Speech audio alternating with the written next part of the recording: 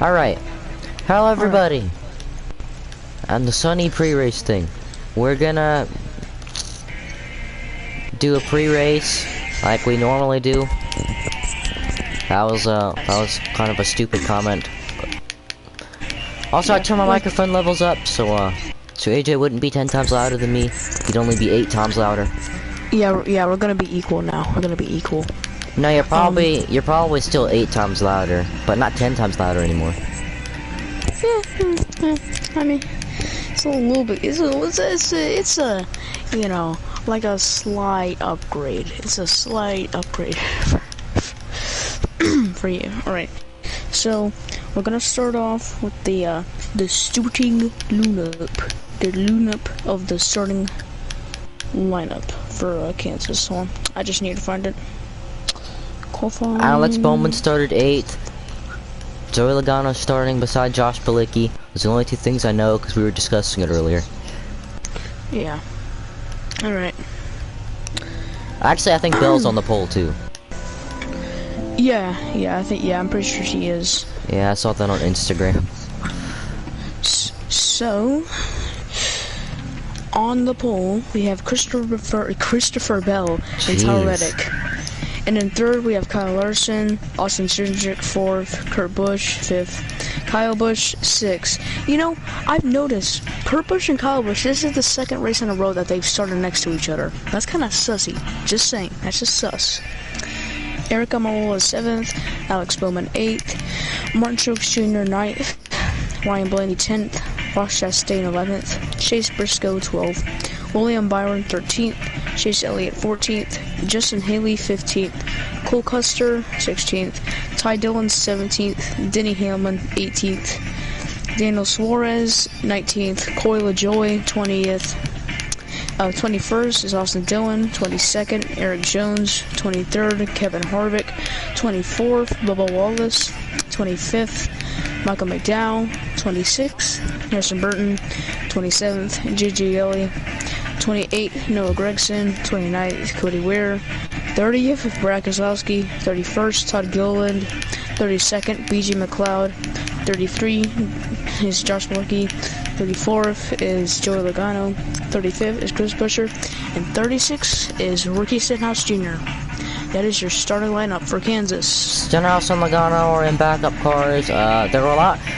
This morning I clicked on a video where there were a bunch of crashes in practice.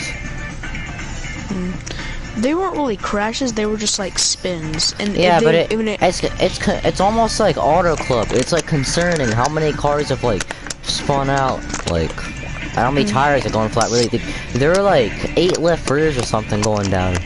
Just in practice. Imagine the race. Yeah. So, you want to move to picks? Oh yeah, my picks for the race. I'm gonna go ahead and do the bias for you, Alex Bowman. Christopher Bell, he's been fast at the intermediates. He's been getting involved in a lot of incidents, as you may notice. Yeah. Close to the, it's always around the same point in the race. It's always like around the middle of the race. So like, I guess like, close to the end of stage 2. So, be sure to watch for that when there's like 10 to go in stage 2 or something. But yeah. So if we're gonna be stats guys, if we're stats for, I know you like doing stats for the season, but I do stats for the tracks that we're going to. Kyle Larson. That's what I do. So one of my picks would also be Kyle Larson. I put money on him finishing in the top 5 today. And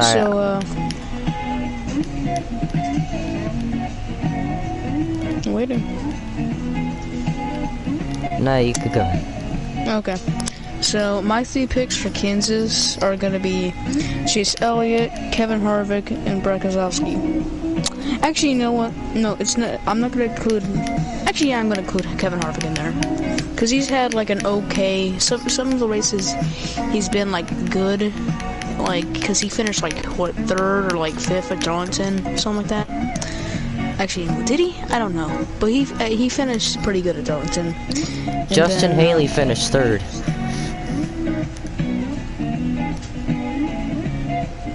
No, wait. Oh yeah, okay, yeah. For a second I was like, because I forgot Tyler Reddick was even in that race for a second. Anyways, yeah, so it's gonna be Chase Elliott, Kevin Harvick, and Brad Keselowski. Those are my 3 picks. My 3 picks were, well, we already got the Larson, and, who else did I pick? I forgot who I picked. Okay, but the third one, it was Alex Bowman. But the third one, is probably gonna be Tyler Reddick, just because he's been so consistent this season. And we've seen him be good at Kansas. Kyle Larson last year, the reason I'm picking him, well, he won at Kansas last year. And the first race he was running up front, then he put himself in the wall. One of those typical, I did a stupid moments. Hit the wall exiting turn number 4. A lot of guys put themselves in the wall in that race. And I didn't even watch the race. I only saw the final overtime restart because I was jacking around because I kind of wanted to miss the race because, well, you know, it's 550. Yeah. So do you want to move to hit the gas, pump the brakes? Hit the gas or pump the brakes. Someone's gonna hit the inside wall today. Hit the gas. For me, it's kind of hard to choose, cause, like, part of me is like, oh yeah, someone's gonna absolutely kill that inside wall, but at the same time, you know what? Yeah, hit the gas, cause we've seen a lot of. Okay, so I was gonna do hit the gas, pump the brakes. The car gets airborne this race. Mine, if I'd say pump the brakes again, like I did for Talladega. Because as much as people want to see it, we just haven't seen. I think I talk about it too much actually, so yeah. But oh yeah, hit the gas, pump the brakes. We'll get a restart inside the last 10 laps. I would want to say pump the. I would want to say hit the gas, but I think that's gonna be a pump the brakes just because of the fact that with these next gen cars, it's a lot harder to like. Well, I mean, it's a lot easier to spin out, but like on those long runs, like it's like just unbearable at these types of tracks. But I feel like it's gonna be sort of like a Darlington type of scenario. You know, we're gonna get a restart with like, I don't know, like 25 to go, and then it's just gonna be winding down, and then, you know, end of the race. Because I think we will get a pretty late race restart, but not with 10 to go. I think it's just gonna be like maybe 30 to go at most. I think I'm gonna have to hit the gas just because, well, all season we've been having restarts close to that time. Yeah, this sort of actually reminds me of like when we came back from COVID in 2020, where like, remember there were like a bunch of overtimes? Like, you could not get a race during that stretch without a restart inside the last 2 laps. But, yeah. So those are hit the gas, pump the brake questions. I'm probably, I might be missing one because I included one that I didn't actually include, which kind of sounds stupid, but, yeah. Oh yeah, hit the gas, pump the brakes. William Byron will wreck Joey Logano at some point in the future. That's, like, not, like, just a Kansas question, but... Oh... I feel like it's gonna be, what do you mean by, like, do you mean like just like a bump, or like an actual like crash or like wreck or spin? Yeah, I mean like a spin. I feel like, gosh, that's hard, cause it's like, it wouldn't make that much sense, but then again, it's like William Byron, and he wouldn't do it, but he also could do it. It's gonna be a hard one, but I feel like it has to be pump the brakes, and if it isn't, then William Byron's gonna look really stupid, because that's literally just like a little bit of contact. And I mean, And the fans are all gonna look really stupid too, because a lot of people are gonna be cheering for that, even though it's like I was saying yesterday, nobody ever brings it up. William Byron has 2 wins and a bunch of top 5s in the season. He's good in the playoffs. Joey Logano's been running 20th every race except the Clash, so he needed the win. He saw an opportunity to get himself locked into the playoffs to finally turn the season around, and he took it.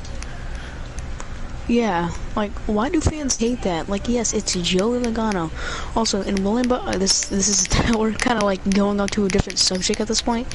But, in William Byron's, like, post-race interview, he's like, yeah, he does this all the time. Like, bro, yes, Logano is a dirty driver, but let's be honest, the last time he ever, like, had an incident with somebody was, like, 2020, I think. And that's even like a minor incident. Like the last major incident with Logano and someone has to be like 2019. Like Logano is still kind of aggressive, but not as aggressive as he was like 6 years ago. This kind of brings me to this kind of makes me remember like when I first started becoming a fan of Ricky Stenhouse. Everyone's like, what the heck is wrong with this guy? And like, cause like the last time Stenhouse, like, people are saying he wrecks the field a bunch of times. Like, I only remember the one race in 2018 with the first wreck. Even Brad Keselowski said he had to check up because William Byron blocked on the topic of William Byron. And like Stenhouse just happened to be pushing. The second wreck, yeah, he was trying to side draft and hit Kyle Busch and caused that wreck. So he's the one to blame for that one. But people are trying to blame like people. Like a lot of times, like the announcers always say it. Like NASCAR fans always want someone to point the finger at, cause like sometimes racing happens. You know, like it's not always, oh, he was here, that means he did this. You know, like no. It's sort of like how yesterday in the ARCA race, Drew Dollar got loose and slid up into Corey Heim, and they both got wrecked. And Billy Venturini, the car owner for Corey Heim, he was like saying, oh, Drew Dollar does this all the time. Drew Dollar's the worst driver, you know, he doesn't need to be in a race car. Like, he was saying that kind of stuff. He was like, yeah, he was just like letting the anger get to him. Cause like, bro, I get you want to blame somebody, but like, come on. Like, has this guy never seen a race before? Cause it was pretty clear, like, Drew Dollar literally just got loose on the bottom, and Corey Heim just happened to be on the top. It's like... I feel it's kind of funny how, like, that's probably the most, like, publicity ARCA has ever had this year, other than, like, Talladega, let's be honest, because everybody was talking about that ARCA race, and, like, last week at Darlington... Was there even an ARCA race at Darlington? I don't think there is. Yeah, no. But, like, think of, like, any other ARCA race, there's, like, literally nobody's talking about it. Except for, like, Talladega. But now, it's, like, Corey Heim and, like, Drew Dollar. Oh, my God, everybody go crazy. Go stupid. This kind of makes me feel like I'm the only person in the world who watches ARCA. Yeah. Like, the FS1 is looking at ARCA ratings and they're seeing, hey, one person tuned in. The ratings are up 5%. It's time to celebrate. Everybody have a donut. I kind of like people talk way too much about the TV ratings. I get they're important, but like something happens in a race and like people are like it's Talladega, a car flips over into the catch fence. We're not talking about that. No, the TV ratings were up 5.6% from 2012. Like, I don't care, bro. I don't want the TV network. Bro, like people like Eric Step are talking about, like, you know, NASCAR is having a lot of trouble getting new audience members. Maybe that's the reason. Maybe because they don't want to hear about TV ratings. They just want to see cars go. They don't want to hear about TV ratings. Like, bro, they just want to see cars race. Like, oh yeah, bro, speaking of that audience thing, you know how people are always saying NASCAR's trying to appeal to like a younger audience and stuff. Like, yeah. Well, then explain to me why every single NASCAR reaction on YouTube has a 13-year-old kid screaming at the top of his lungs. Just tell me that, alright? I think NASCAR has done its job because Chase Elliott fans exist. Okay, that was a really. I'm gonna get killed. I was gonna say something about Sunday night races, cause if they're trying to appeal to kids, well, too bad. Most of those kids are gonna be asleep. Yeah. You know, like when you, like I just oppose Sunday night races just because the first time I got to watch that Las Vegas race that happens on a Sunday night in September every year, it was literally last year, cause AJ taught me about Twitch streams. If I didn't know about that, then I'd still be missing that race every single year, and also the Bristol Dirt race too. Why are they doing Sunday night? Why are Sunday night races even a thing, actually? If you're gonna run a night race, do it Saturday night. Trucks should have been Friday night. The Cup should have been Saturday night. Because there was no Xfinity race, so there's no point to not have anything going on Friday. Bro, imagine how sick it would be if NASCAR races were on Saturday. Like, that would be so sick. I don't know because you'd actually be able to have a Sunday to yourself. Like, I hate how like it's like you're already in a bad mood. Like, oh, I know I got a day off, but I gotta go to school tomorrow. Ugh. Like, it feels the same way when it's like a snow day, but it's only one snow day. It's like, oh, we got one day off, but I gotta go back tomorrow. It's no point. And like, but then I gotta spend from 3:30 all the way to 7:30 watching this boring race where nothing happened. Hey, I get a lucky break because well, I'm gonna have school on Monday, but we're gonna have a teacher work day on Tuesday, so I mean, yeah, but we gotta go to school again, so I mean, you know. Hey, but at least we have Tuesday off, you know, the most, like, unassuming day of the week. Who talks about Tuesday? Tuesday is the most underrated day of the week. Oh, no, I hate Tuesdays. I wrote about it in my journal a lot. Bad things always happen to me on Tuesdays. For some reason this year, good things have started happening on Tuesdays, so what the heck is wrong with you? Come on, pick one. But no, like, usually the most horrible things happen on Tuesdays. Bro, the best days other than like Fridays and the weekend has to be Wednesday. Wednesday is just so OP for literally no reason at all. I don't know why. Kansas, if we're going back to the race topic, Kansas, like, I don't know why, it's always just like my favorite intermediate. Every single year we go there, it's just like, it's better than... Bro, it's gonna be like a million times better just because of the next gen car and people can actually like pass, you know. If I want to compare this season or even this race to like anything, it'd be 2019 because that was the last time we were like really fooling around with new packages of intermediates and stuff. So I like to compare this whole season to 2019 just because of that. And how the cars are running one package everywhere except super speedways again. You know, I actually predicted short tracks being kind of meh this year because I was saying no, everyone was complaining about running short tracks with lower horsepower, so we changed the horsepower, but then we changed it almost back. Like, I want to see 750 actually. I wasn't really too on board with it until the Bristol race last year, with like the Bristol fall race. I swear, I'm the only NASCAR fan who literally does not understand 750, any of that stuff. I just see a race and I'm like, bad race, good race. Like, I don't think about 750 horsepower, 650 horsepower, 550 horse. Like, bro, who cares?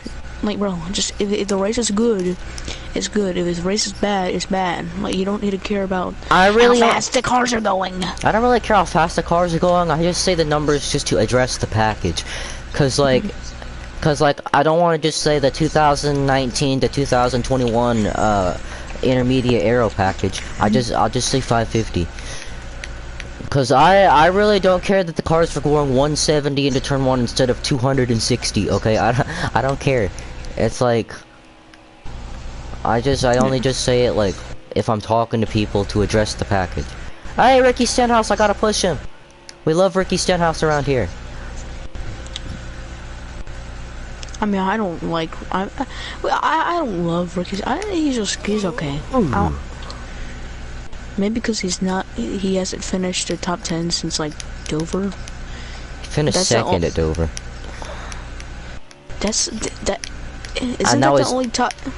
Isn't that the only top 10 he's ever had this year?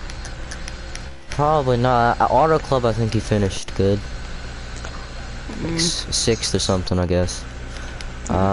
Dover was kind of like skewed though, cause like I didn't get to watch it. I hate Dover now because I didn't get to watch the race. I was sort of like how Talladega, you know, I ended up. I'm always gonna bring up every time someone mentions that race. I'm always gonna be mad about how I had to like switch classes and cut my thing off, my computer off a half straightaway before the first big wreck happened. No, you literally missed nothing at Dover.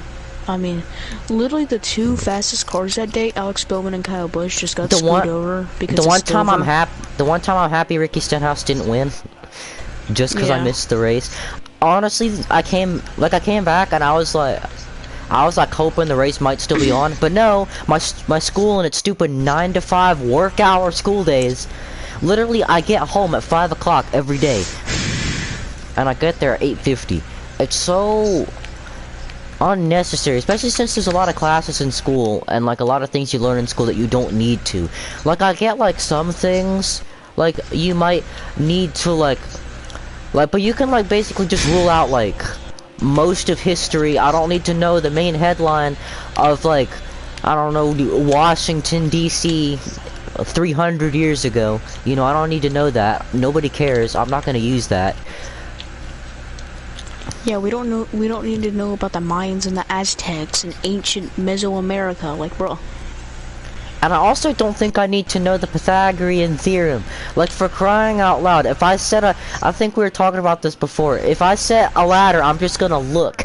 I don't wanna measure the length of the ladder, measure the length of the wall and the window, and then find the length of the ground, doing 20 minutes of math. By the time I'm done, it'll probably already fix itself.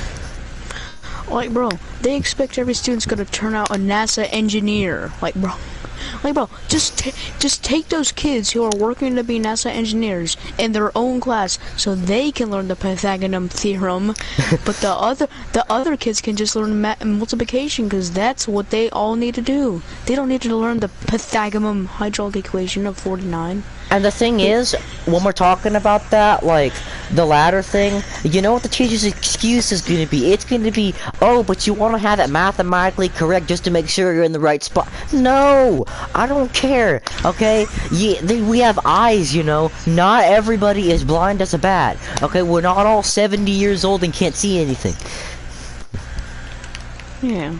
And also, they're gonna make people like fail the school year and do it all over again just because they didn't do, like, for Pete's sake, bro. And like, it's the same thing with science. I don't need to know what a chemical formula is. I don't need to know that, like, oh, do bubbles mean it's a chemical change, you know, the physical and kinetic energy. No one cares. If there's something on top of a ledge, I'm gonna end up teaching people what potential and kinetic energy are. So like, say potential energy, for example.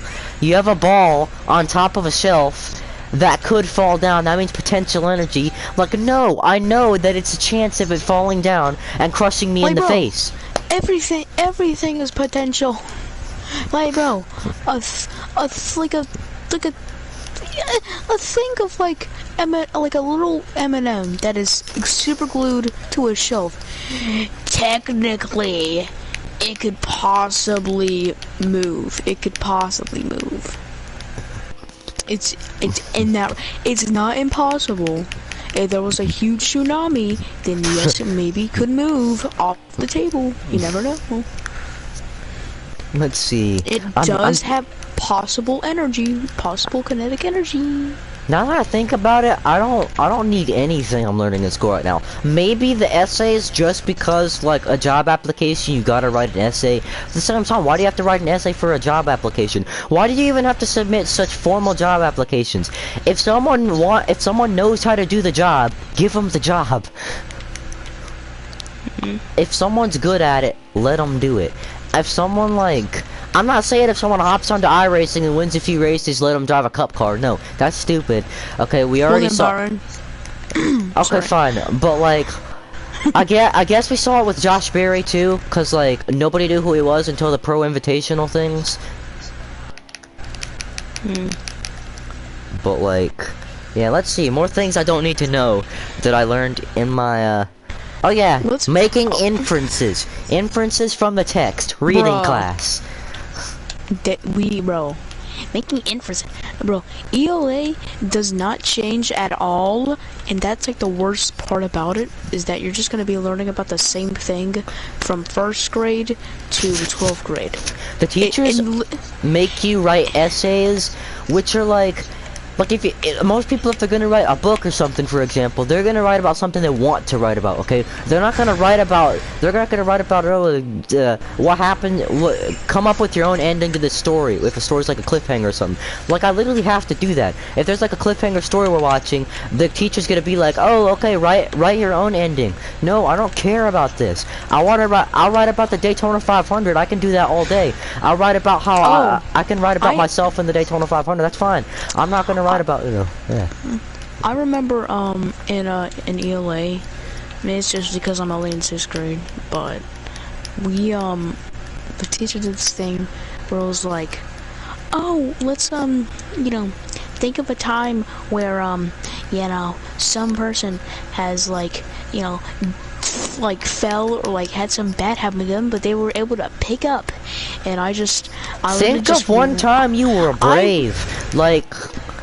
The bravest thing I've done in the past 5 years is going into the roach-infested bathroom in the basement with all these living house centipedes and roaches. Which No, but for that that little summary thing, I just wrote a full-on way too much detailed summary about Ryan Newman's Daytona 500 crash and about how he was able to recover and stuff. I wrote about that too. Whenever from 6th grade up to now, if my teachers ever ask me to write about something, either if it's you can write whatever you want, or if it's write about overcoming something, I just write about either Ryan Newman's crash or someone I don't know, hitting the wall at the beginning of a race and winning the race, something like that. It's always about NASCAR. Yeah, if I can make it NASCAR, I can make it NASCAR. I just wrecked Ryan Newman, by the way. Sorry. But no, I'm gonna get NASCAR 21, and you already know when they got PS Plus online, bro, free, for we that can 1 play week. online. Yeah, we can play online together and. Yeah, honestly, you're probably gonna win because at that time I'm probably only gonna be playing it for a month. If we did a NASCAR Heat 5 online thing, no, bro. I would win. I'm sorry, I've been playing NASCAR Heat 5 for so long that I basically know everything about the game. I've been playing NASCAR Heat 5 since 2020. Same. I'm pretty sure we both got the game at the same time, bro. We've been playing it for the same amount of time. Oh yeah, and also... Yeah. Isn't it kind of funny how we got the PS4 on the same exact day? Yeah, but yours actually had a regular PS4 box. My parents got me a PS4 and that came in a plain white box that just said PS4 on it. So I thought it was gonna be, I honestly thought it was gonna be one of those pranks, on YouTube where they get their kids a fake PS4 and it's a box that's colored black inside. Oh, I'm gonna die. I wanted a PS2 though, so. For my birthday, I really want to get PS Plus, a PS Plus thing, and my parents won't do anything like that online, so I got a $25 gift card thing. Instead of getting some PS Plus for a month or two, no, I decided, what's the dumbest thing I can do? Oh yeah, buy paint scheme packs for NASCAR 21. So I got the playoff pack. Yeah. Totally worth it. I remember when you could share PS Plus, but PlayStation got rid of that. Bro, if I had PS Plus, we could be able to play it together. No, you know what we need to do though? We need to get PS3s and NASCAR 15 or something so we can play online for free any day. Wait, you can do that? Yeah, they didn't have PS Plus until the PS4 came along. Oh. So you can so yeah, we should just get PS3s and just play together all day. I remember I was at what was it? I was at a thrift store, not really a thrift store, just kind of like a shop, And there was a PS2 that was like brand new, not like fully brand new. Nah, like, give me it. Nah, yeah, it was like all the way in Greensboro, and this is like 2019, so it's not even there anymore. Oh, come on. 2019 was the year I wanted it.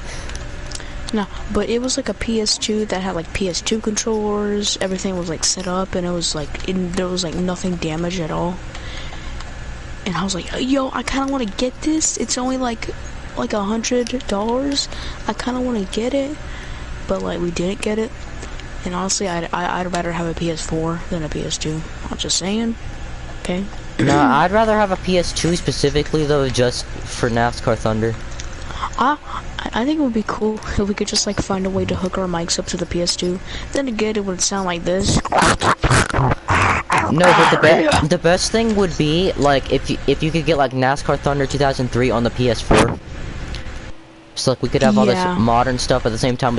I kind of wish they had like you could just play any like old NASCAR game from like PS3 or PS2, like put on PS4. Yeah, I wish they had like playback, because Xbox has playback. Gosh dang it, I should have gotten an Xbox. I actually wanted an Xbox too, so we could. I wish like, yeah. Yeah, I probably should have gotten an Xbox, and I was like, you know what? Any guitars you want? Any guitars I want? Yeah.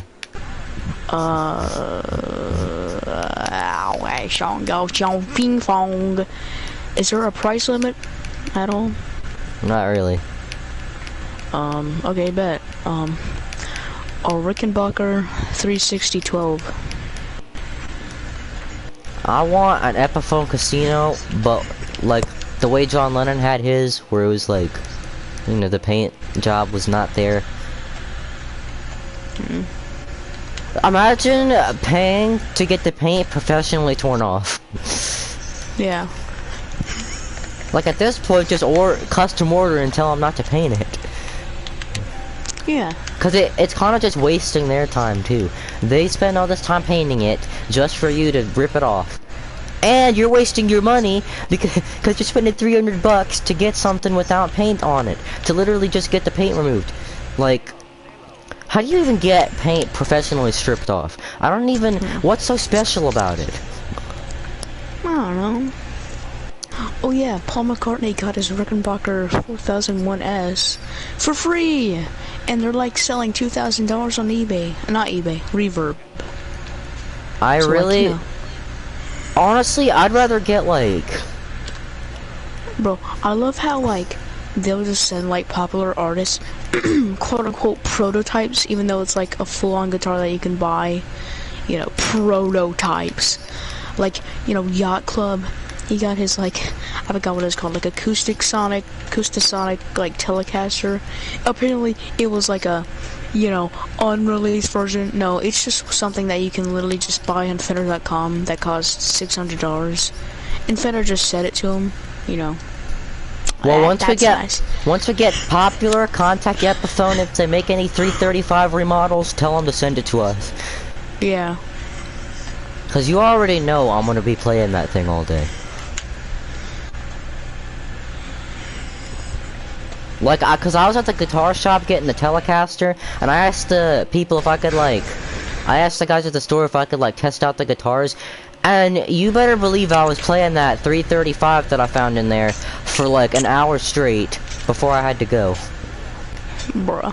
It's funny, like the guitar I actually got, I was only playing for like 5 minutes, and yet the one that costs like $100 more that we're gonna have to get in like 2 months, like I was playing that for hours. What guitar? Wait, you're gonna get a new guitar? Yeah, in a few months it's the 335. Oh. Okay. As much as I prefer like a Gibson 335 or something, just because it's higher quality. Like. Then again, the Telecaster I have, and the reason it sounds so bad is just because of the amp. My amp is so bad. Also, I realized that Telecaster though, I don't know why, it almost buzzes more than my other guitar. Like, yeah. Jaden doesn't even play her guitar. Jada just wasted her parents' money. Yeah, I literally told her everything that she had to get. She got it, and then she just did nothing with it. Tell bro, I just want her to send me it. Because... Nah, send it to me. Yes, yeah, send it. Well, I mean, it's basically the same exact guitar, but like, you know. Same exact guitar as what? No, my other guitar is a ripoff. No, I'm talking about the Telecaster, because she got a Telecaster. No, she got a Stratocaster. Oh, she did? Oh. Which I actually have stratophobia, so no, you can have it. Wait, we can, instead of why did the Beatles use Epiphones, they could be why did the Biscuit Cats use Squires? Yeah. Oh.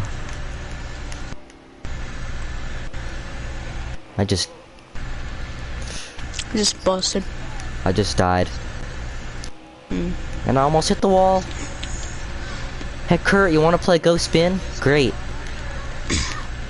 You know, the thing I don't like about NASCAR 85 at Watkins Glen is that if you're like bum drafting somebody before you go into the bus stop, once you get into the bus stop, they're just automatically gonna spin out by themselves. Like no help needed. That's what I hate about all the NASCAR Heat game. Well, not all of them, but Heat 4 and Heat 5. If you are like, that's anywhere. If you like tap somebody on the straightaway, they're gonna start spinning in the corner. Like why? Why? I literally number one, I barely tapped him. Like even if I give him a bump draft anywhere, they're just gonna spin out in the next turn unless it's a super speedway. It doesn't make sense. Yeah. We should just do rants about NASCAR games. The best. I wanna. Oh, what? You go ahead.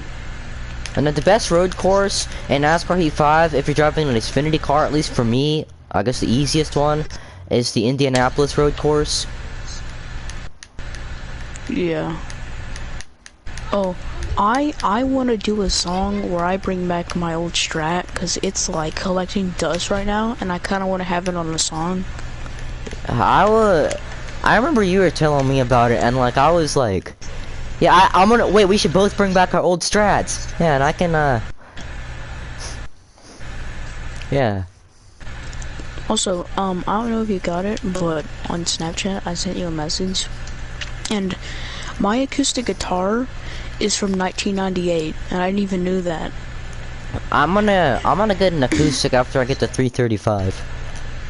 So basically I'm just gonna start collecting guitars. But I think I should stick to being a rhythm player, cause I did one little string bend on the E string of that Telecaster, and the E string's broken, and I don't have string cutters, so I can't put on a new one. So I'm. What do you mean string cutters? You know, cause the strings I have are too long. Oh. Well, no, you could just have them. You could just have them like sitting down. Like you don't. Like it's fine if they're like hanging off for a little bit. You know, like it's fun to just have like loose strings. Yeah, but I was watching all the videos, and all the videos said like I gotta have like string cutters or something. You don't have to, but it's like kind of better if you don't want to have a bunch of strings just going around. I mean, I've had someone who had like loose strings. It's fine. I mean, unless you're having your head just like going through the spaghetti noodle string forest, it's fine. But like I don't know why it's kind of hard for me to put on the strings, if you know what I'm saying. Like it is kind of hard. I wrap them around. I'm like one coil away, and all of a sudden, whoop! The string comes undone, and I got to do it again. Yeah. And I kind of broke one of my E strings too, like one of the ones I was gonna put on, cause like I was trying to put it on, and I was experimenting, and it didn't work. So the strings all bent all over the place. So. Bro, you should one of the things you have to do. I've got a bag full of E strings though, so. Oh.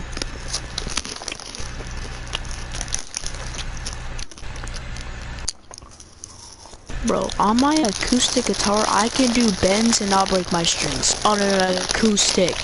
And you're on an electric guitar that are made to bend, and you still break the strings. That's kind of That's kind of that's kind of goofy, y'all. That's kind of goofy, y'all. But the worst thing is, it wasn't even a big string bend. It was like the teeny weeniest string bend I've ever done in my life. Like we're talking a quarter of a step, and like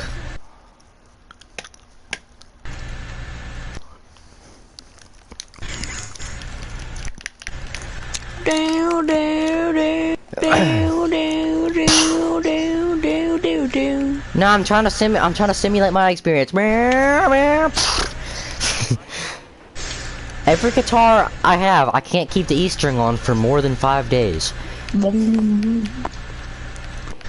Also, speaking of like strings breaking, you know in the cartoons where they have like that string break sound, like the how do they get that like sound? Like whenever a string breaks, it just pops like boom.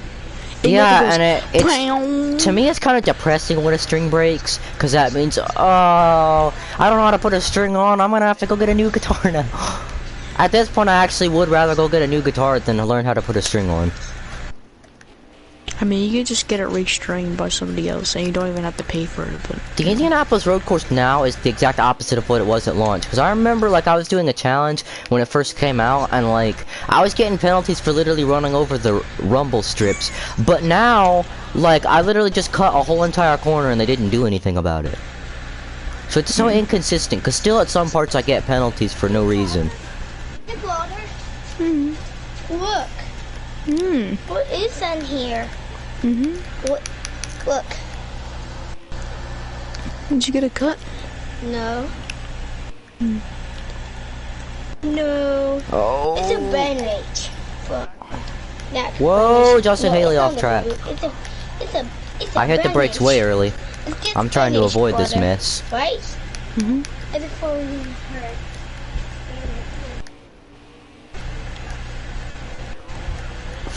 Bro, remember when I took a video of my sister and one of the people in the comments was like, ah, heck nah, don't remind me.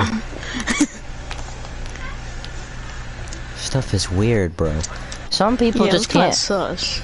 Like, they got people in their own age range they can hang out with. Like, for crying out loud.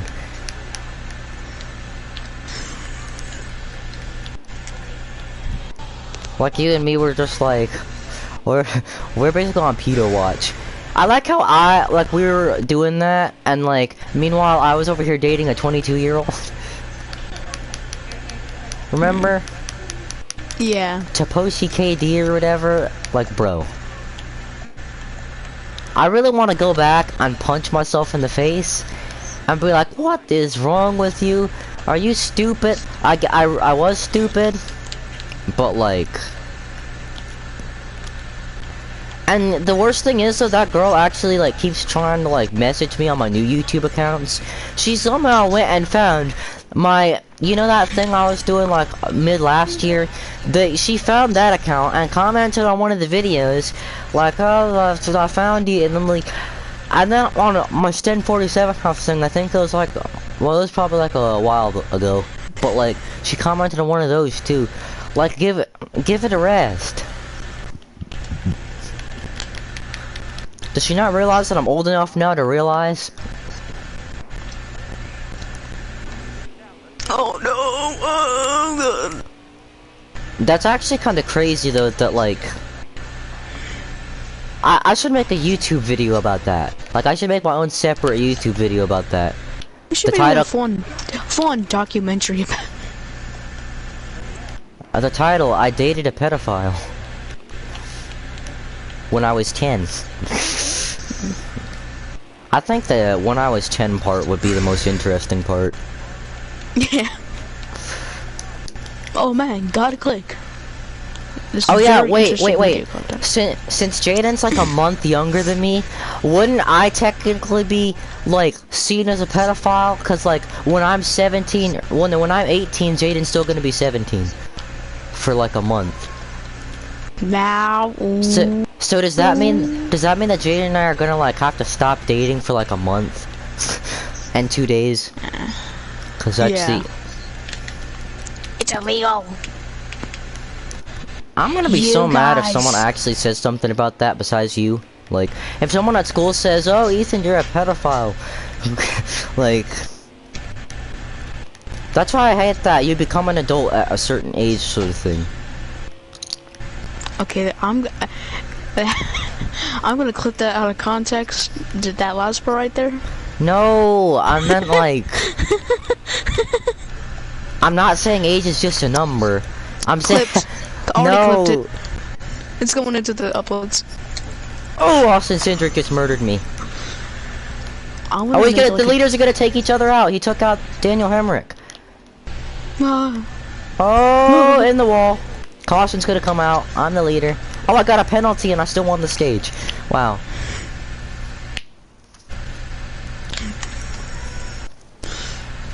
Why do the penalties make you stop for so long, though? Yeah. Like, usually NASCAR holds you for like 5 seconds, but in this game they hold you for like 20 seconds. My biggest heartbreak was at the Indy Roval. It was the last lap. I did a full race on the wheel, and it was the last lap. Going into turn 1, I threw a dive bomb on Jeremy Clements because we were battling for the lead, and I got a penalty for hitting the rumble strip in turn 1 because that was before they fixed the penalties. And then I went and did a Road America race and ended up redeeming myself and won. So I haven't gotten my redemption at this track yet, so... Then again, a few days ago I did win this race, but... You know, we're not gonna talk about that. Also, notice that... Have you noticed, like, the AI braking zones are way different from the player braking zones at some tracks? Like, at the Roval, I have to brake so early into the backstretch chicane, but the AIs literally don't have to hit the brakes until they're already in there. Like... Oh yeah, and also, at the Indy Roval... I don't know if you've done a race long enough at the Indy Roval to have this happen, but there's like this glitch in overtime, so like it's an infinite cautions glitch basically, where like in this one part in the kink, like there's always a caution in that one spot, like when you're coming onto the back straightaway. Like not on the straightaway, on the actual like oval, like the back straightaway at the road course, you know, the long straightaway. Yeah. Remember that video I made where it was at like Talladega and like all the roof flaps were still up even though it was just like him going forwards? That was kind of that was a game breaking glitch. Nah, it wasn't game breaking because you could still play the game. But like, it was replay breaking. What? Replay breaking. Yeah. That's honestly kind of funny. Yeah. I honestly wish that would happen in a real race, though. The roof flap being up would honestly be kind of satisfying to drive with, not gonna lie. At Watkins Glen, like, leaving the bus stop, there's a certain spot on the rumble strips, like, leaving the bus stop, where your car just gets punted up. And it's that only, that happened to me at the Charlotte Roval in one video. It's in my... Oh, yeah. It's in the funny moments comp. Yeah, happened to me, too. If you look at Jeff's channel...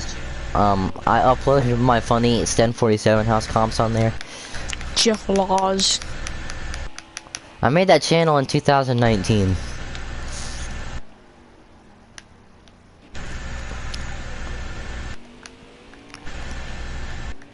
I don't know why, but like every single time a driver who's never won gets the win, when they get the second win, it's like, okay, I don't really like them anymore. Yeah. Like, I don't know why, it's just like, if it's not after a stretch of at least 2 years, if they win again, it's like, it's boring. Like, William Byron, for example, after he got his first career win, I was super happy, but then when he won at Homestead, I was like, it was fake happy. In the video, I was like, cheering, but it was like, after the race, I was like, I kinda wish Larson won or something. Or Reddick. I'm gonna work on the thumbnail for the Kansas thing. Oh no, I want to do the thumbnail this time. Okay, sure. Yeah, we can do like alternates. You know, like every race you do a thumbnail, and then I do a thumbnail. Or we could do a co-op thumbnail where you do half of it and I do half. Well, then again, it's kind of sus how, hold on. Let me go back. I'm blowing everybody's ass in this race. Don't clip that. Clipped. Actually, no, never mind. I'm on Spotify. Man, I'm not supposed to cuss this month either. I was doing good until then. Except no, because I've been dropping F-bombs all year.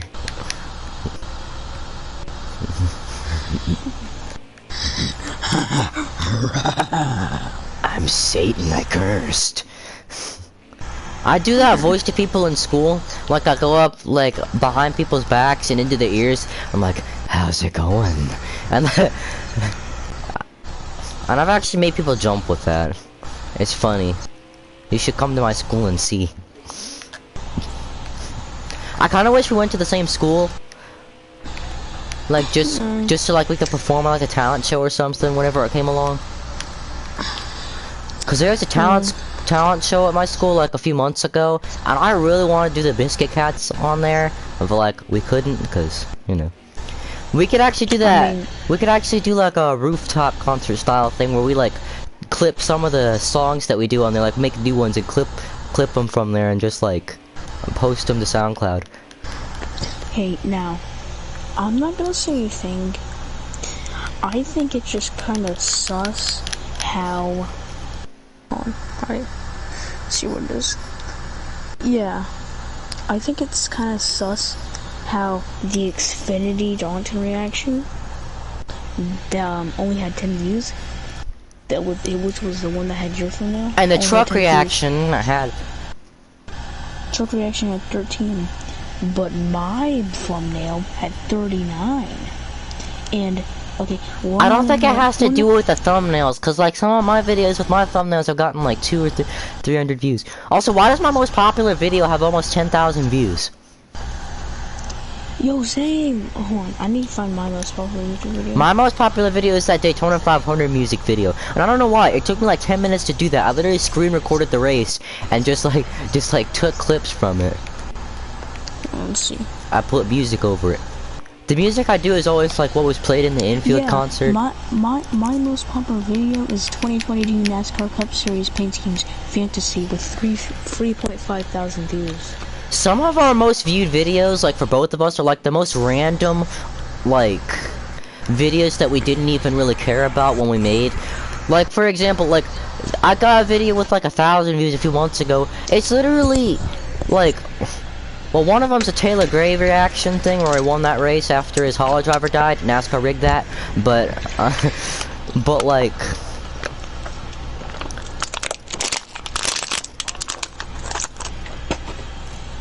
Another one is that stupid Super Speedways in NASCAR 21 video where I was literally driving as Bubba Wallace and I just wrecked myself a bunch of times. Like, there's so many popular videos I have that have like thousands of views or whatever, or hundreds at least, for no reason. Another one, that boogity thing where I was just putting a compilation of Jeff and I saying boogity 100 times. Like, it's not even good. It's not even a good video. It's literally the definition of running out of content. Yeah. Oh, and okay.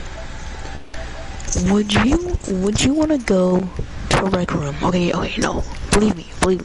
Okay, stay on. Okay, don't lose interest just right now. Would you want to go in rec room and do the SunnyTeaCast podcast? Oh no. It's just.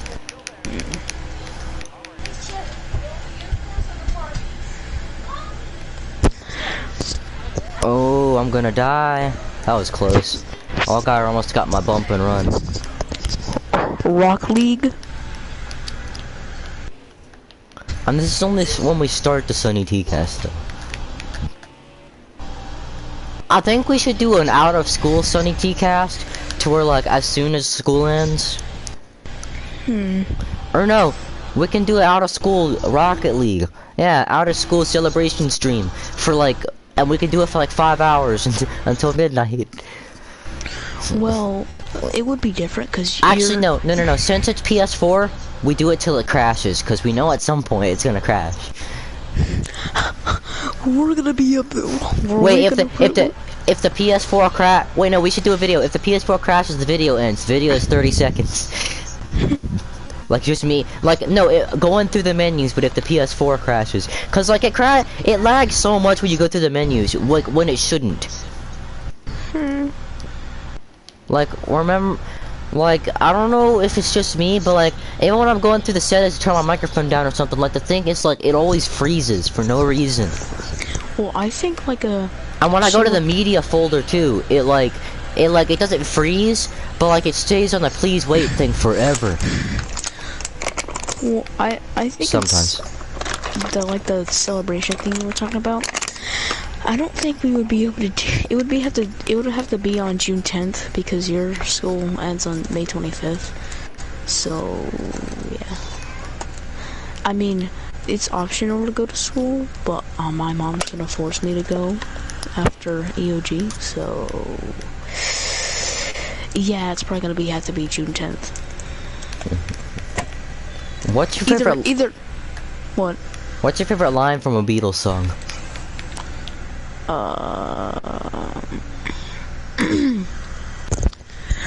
You already know what it is. I don't even have to say it. Mine is Everybody Had a Wet Dream. I think that's what I was gonna say. That or Roll a Stony.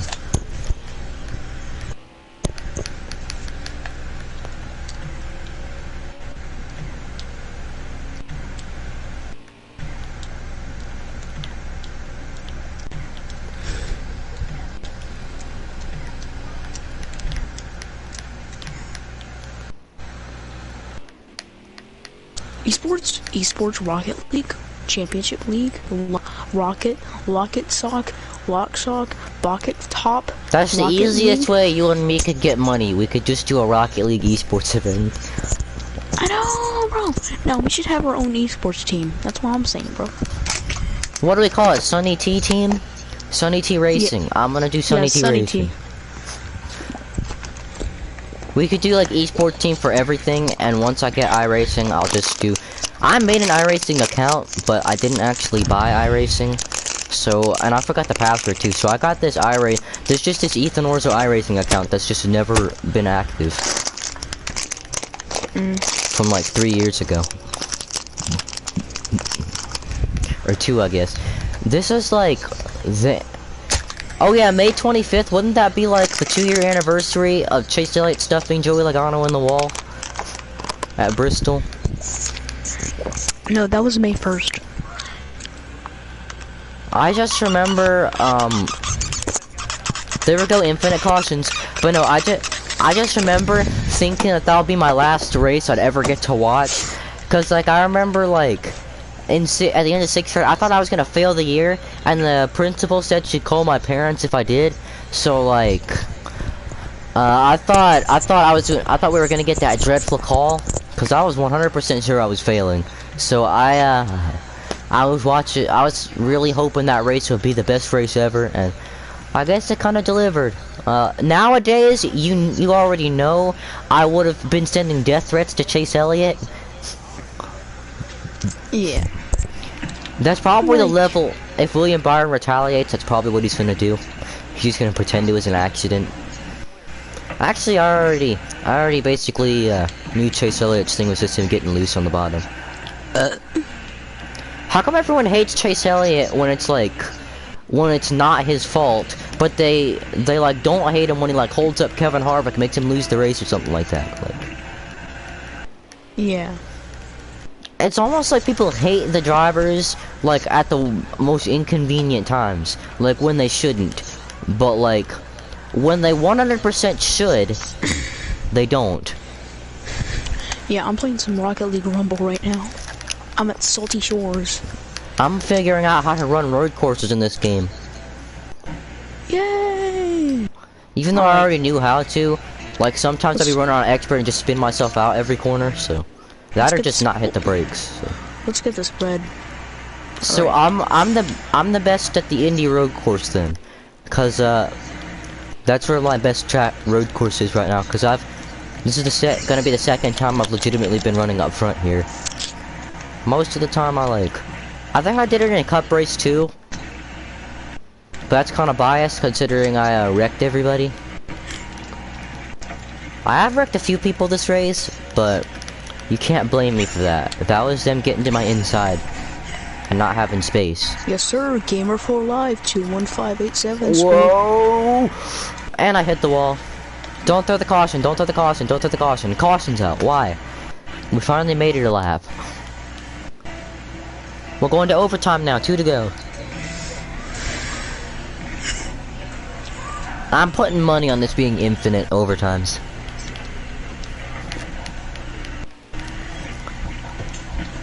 Oh yeah, who's your favorite Xfinity driver? I don't know. I guess AJ Allmendinger. Hey, me too. And also, my other favorite is Riley Herbst. I know everyone hates me for that, but... Terrible Herbst.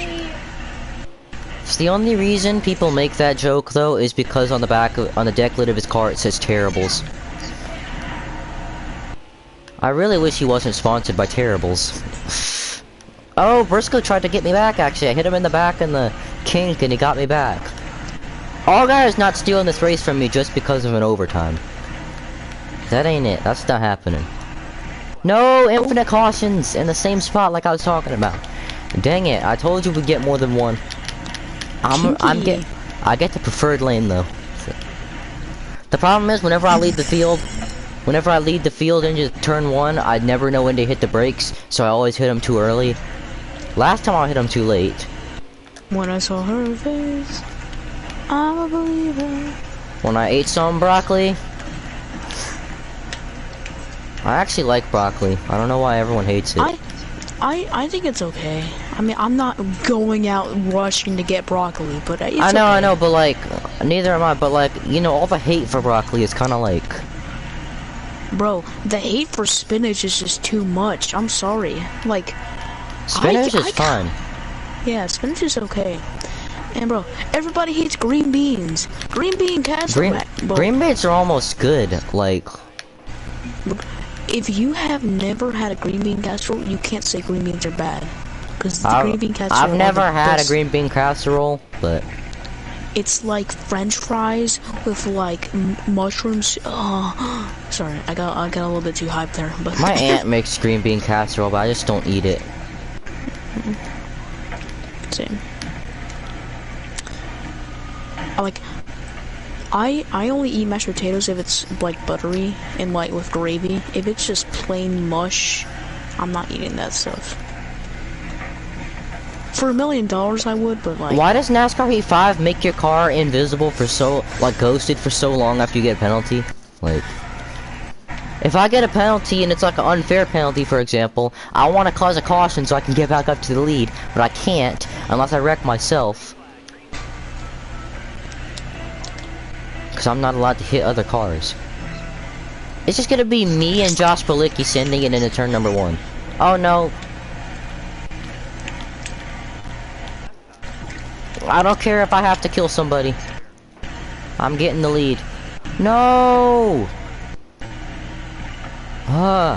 The game screwed me again. Now I gotta cause another caution. The chicken nuggets were okay. They were decent. They tasted like chicken. Why does it say Chad Fincham is doing bad? Chad Fincham in 19th is good. Yeah. Especially considering he hasn't raced since 2020 or something. I'm sending Alfredo into this next corner. I don't care what anybody says. Oh, he collected Brandon Brown.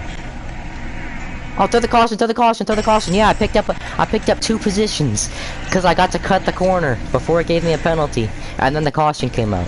Oh, I love this game.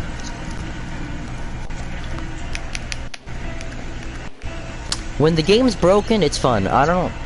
Whenever NASCAR games are like broken, they're just more fun than when they actually work, if you know what I'm saying. Like, plus they give you content. I'm winning this race, Jeremy. Throw the caution, please. Yes. I just cut my way to the lead. Okay. Well, I was in the lead to begin with, and then I ended up spinning. So. No, I got a penalty. That's what it was. Okay, so I'm back in my deserving position. We're more than 10 laps into overtime. I've literally gone 100 laps into overtime before in NASCAR 21. I don't know if you ever saw that video. I ended up calling it I Hate NASCAR 21. Is it just me, or does Rocket League give you the most OP power-ups when you don't need them? Yeah, but like when I'm right next to the ball, it never gives me the spikes. It gives me like the stupid make people faster power up.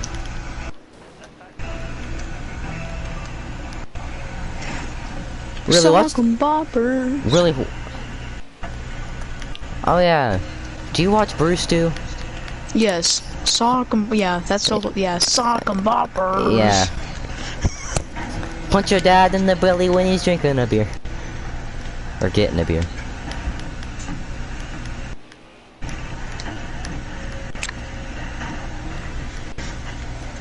I think it should be illegal to punch someone in the stomach though. Stuff hurts. I literally got the crap, like, someone smacked me so hard in the stomach a few days ago, and like, I literally couldn't breathe for like 30 seconds. Bro, we literally lost like 1-4. Alright, come on, come on, come on. We'll get the white, get the white, get the white, get the white, get the white, get the white. Come on, hurry up. Yes, white flag. Okay. The race is gonna end. I'm driving a black car though, so. Oh, okay, it's fine, it's fine. And it's also got white on it too, but less white than black. That means I'm racist again. How come whenever a black person does something to a white person, no one says they're racist, but when a white person so much gets mad at a black person, everyone's saying they're racist? Like, what in the gay heck was that? Bro, oh, we're still streaming, by the way. Yeah, I know. Can we play some League of Rocket, some Rock League, some Poopy Papa Rocket League? Please? Please? I'm begging you.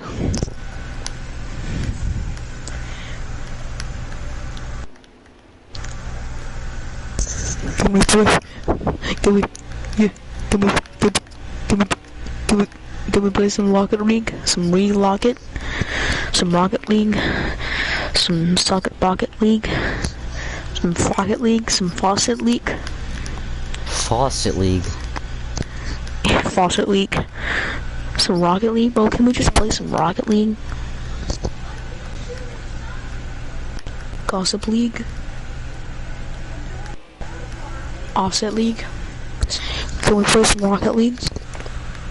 And I won, yeah. Can we play some Rocket League?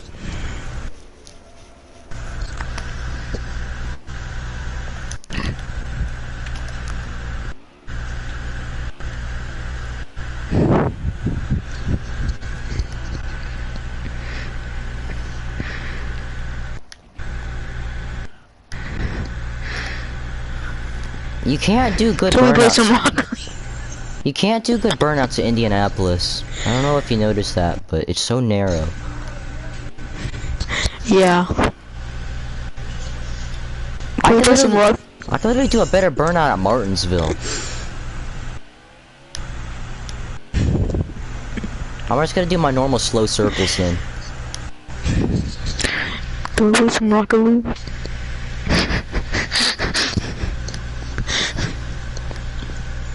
You sound like you're having an aneurysm. Can we play some Rocket League?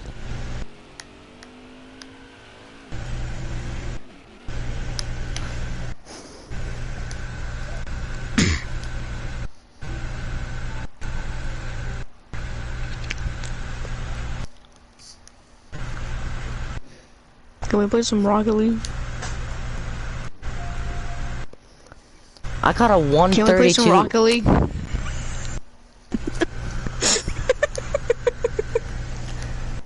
Boy, I got the fastest lap of the race. This is awesome. I mean, I just can't. Shut.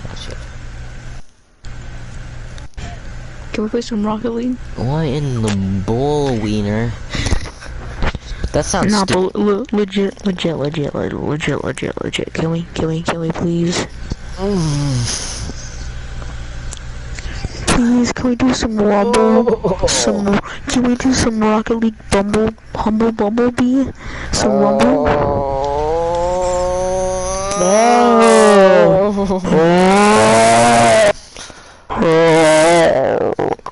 Okay, stop being so greasy. That sounded weird, didn't it? I'm gonna send you invites until you apply. trying to play NASCAR Heat right now, though.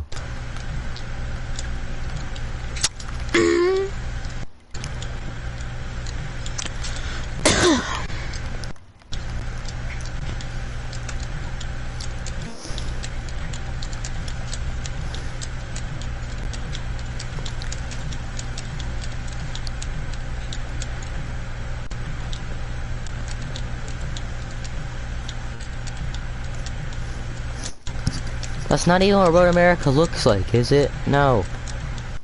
Wait. Okay, so say we got turn 1 right there. No, cause the right hand isn't like. Wait. No, because the hydraulic equation of 49 does not add up, so this is not Road America.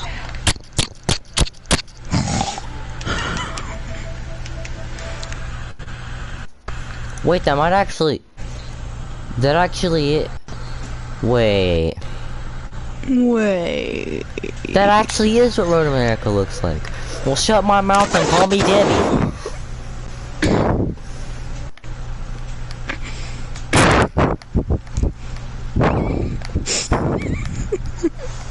Bro, whenever you say Debbie, you just remind me of the one time you were playing Rec Room. No,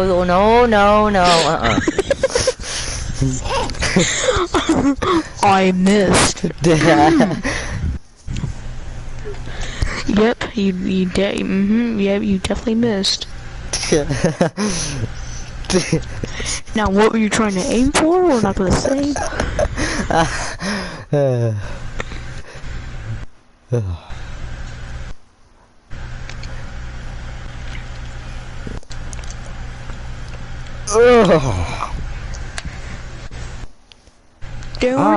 Why is there so much hair? Don't clip that, I swear. Clipped already.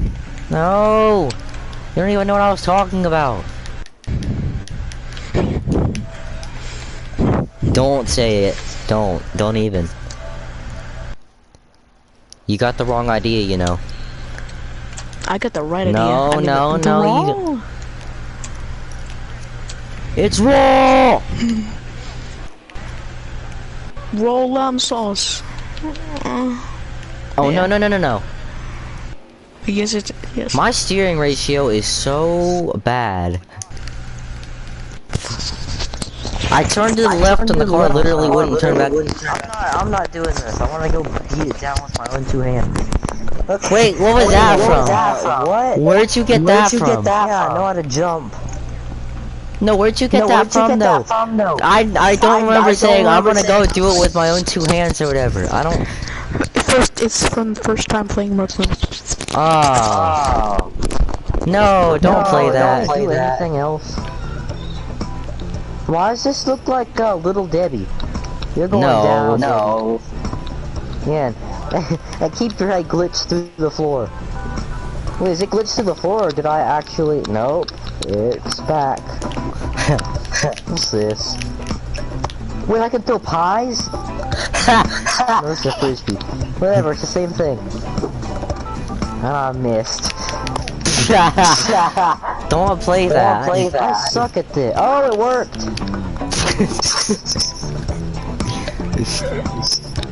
As long as no one can see the video, it's fine. I missed again. Well, don't you? Wait, I'm gonna post a Stenhouse funny moments again. No, you should, because you actually got the superior software. Over here. I'm gonna make it. No, do Sten47 sus moments. That's what I was gonna say. I'm gonna make a sus moments video. Why was I wrecking and I picked up a position? I went from 13th to 11th while I was wrecking. I'm not gonna be talking for a while, and that's because I'm gonna be making the suspicious America's video. So, wait. So I'll catch you when I'm done making the video. Well, you might have to add some of this sauce in there too. Yeah. Because this is getting the good greasy grease. Yeah, but yeah, the bad. I'll turn my mic off. I almost got gust. Bye. Yeah, I'll see you when you're done with the video. Little boy. Your mic is still on.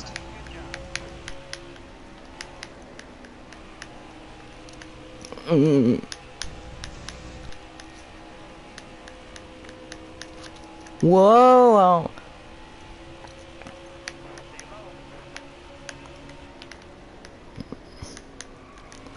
Oh, I just kind of almost died. No big deal.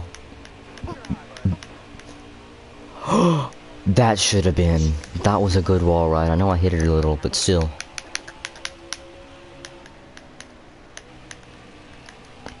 Shouldn't I have done this last week? Yeah, Kansas is kind of iffy here.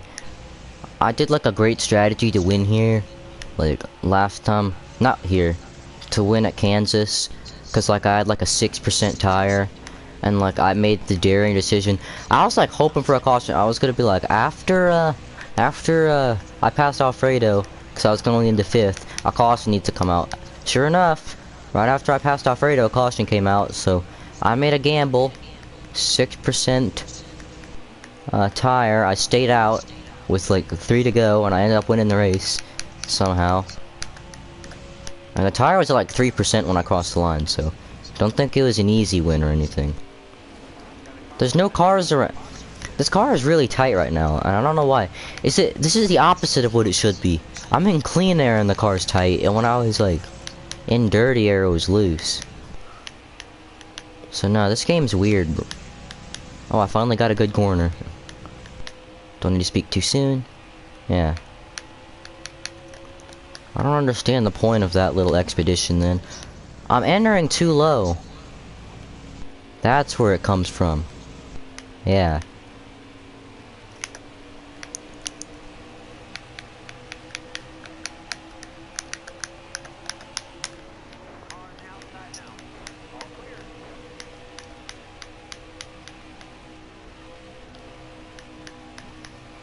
Oh.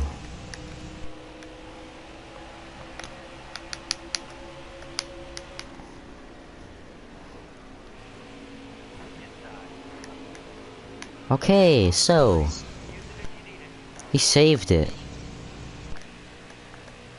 I like how I'm smacking his wall left and right, and they're not even throwing the caution. Meanwhile, if an AI does the same thing, there's gonna be 8 cautions at once.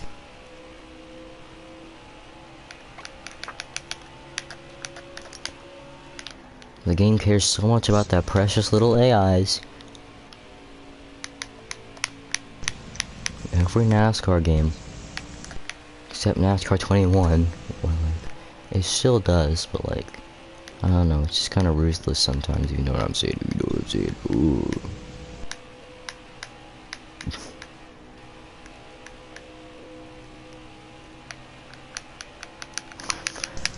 Yeah, that's the good greasy stuff. I should say that whenever I make a corner. Oh yeah. Oh, that's the good greasy stuff. That's just a good slimy, gooey, greasy stuff right there. It's not even funny. This full throttle is actually the better greasy stuff though. It's way better than our other undersized greasy stuff. I almost died again. Briscoe, I'm pretty sure, is pulling away, but I've got the fastest car all day.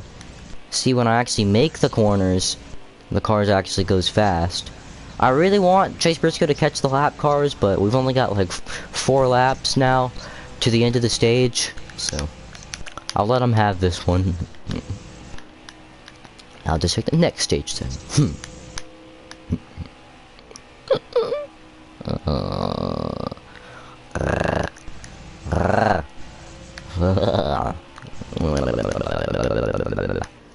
Well, what the heck? Tire smoke just came out.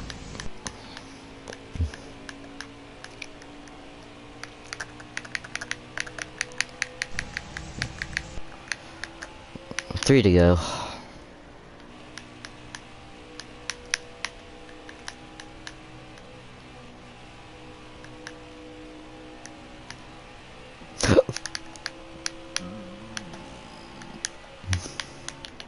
The wall a little bit, but it's fine.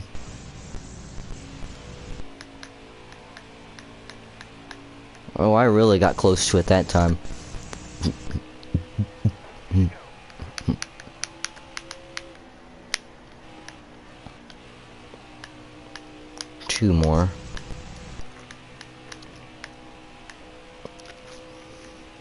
It's like I'm trying to say tumor.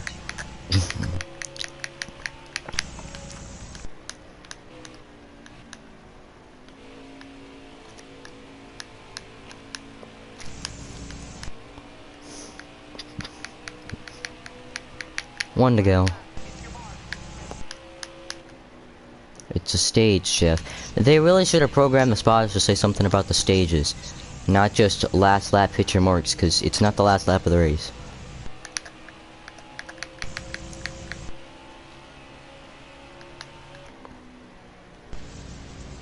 I kind of sent it.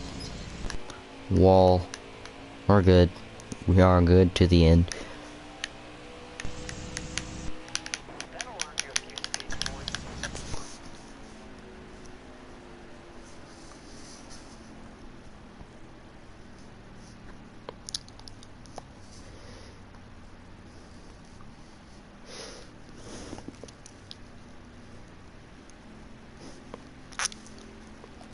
I think I'm gonna just end the stream soon though, cause I gotta test the video quality settings again and stuff. As in, I gotta go rewatch like old races and stuff, and like use the camera to see how I can get it to be 60 frames per second. Most likely Kansas races too. So yeah.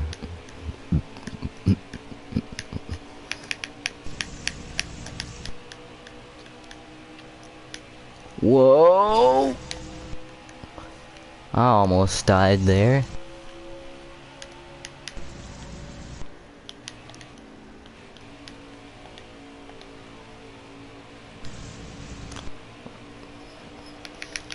Feels a lot better than last time in clean air, cause the tires aren't worn.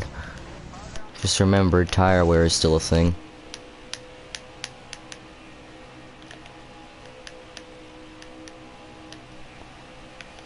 Almost slid there. Well, I did slide. A little long corner exit. Almost.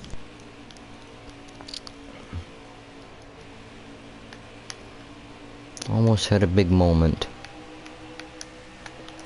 Oh no, I'm putting the blocky cam on.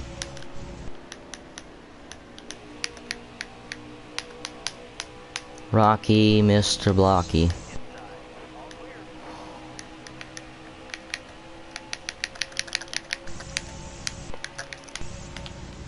I don't really like using this camera too much, to be honest. Everyone was crazy about it when it came out, but I don't know. This camera isn't all that in a bag of potato chips.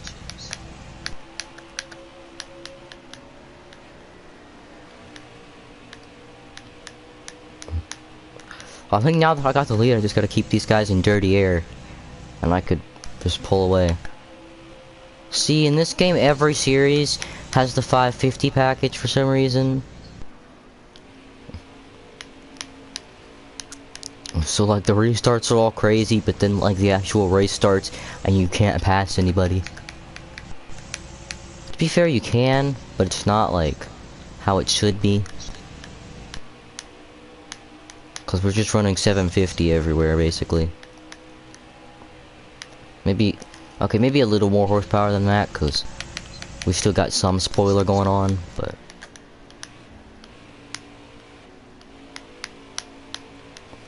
Was the spoiler actually decide the horsepower? Cause.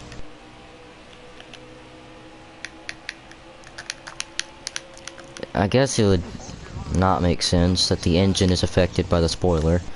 It makes sense that the speed is, though.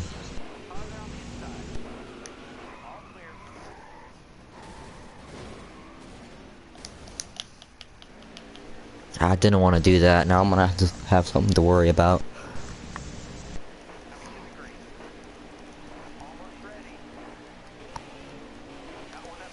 Never mind. No, I wanted that battle to go on, though. I accidentally slid up high, then I came down just a little bit and he had an aneurysm over it. So that's it. That's stupid. That's one of the things I hate about this game. Like the cars just like sometimes just snap loose for no reason. Like the AIs. Cause I barely touched him once he got to my inside. Oh, I forgot to hit the brakes. I accidentally turned the mirror off.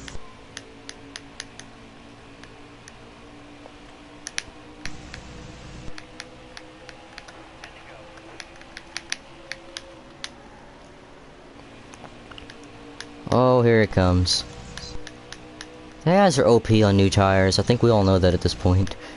Whoa! And I've also brought it up in this stream earlier. No, I wanted this to be a 2-car battle, not 3. This is where it starts to actually get stressful now. Because now we're gonna have a few more cars involved. Why do I have a good 3 and 4 but a bad 1 and 2? This is so weird now. Like the inverse of everything that usually happens. There we go. There's my good 1 and 2. Crap. Kinda had to let off through the middle, but they had to slow on corner exit.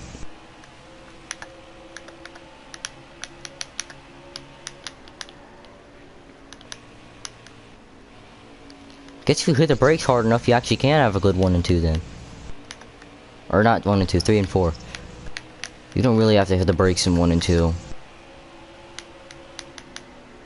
And no, you just gotta turn... let off the throttle, I meant, but... Okay. There's that jinx.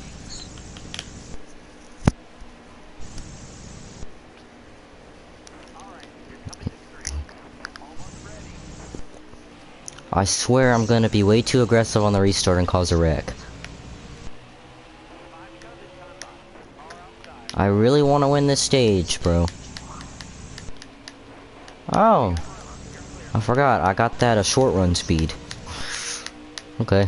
That was a very quick ending to that battle. There's gonna be 4 to go at the line, so 4.5 to go now. It's just a matter of when Briscoe catches up to me, and maybe he won't. I think Justin Haley and I might battle this one out.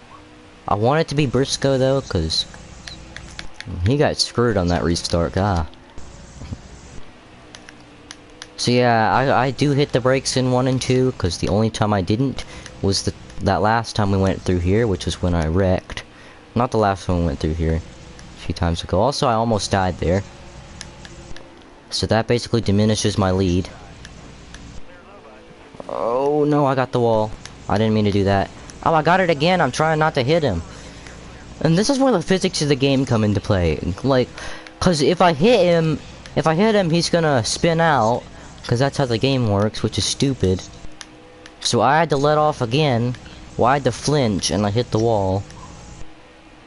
There we go, that's the way to do it. Complaining. That's how you catch up. Oh, man, I hate this game. This game's physics are so bad. Well, they actually are. Okay, so. Well, I don't think I'm winning this stage. That's what I'm talking about with the hitting him, he's gonna spin out thing. I barely touched Briscoe and he went up in the wall, cause...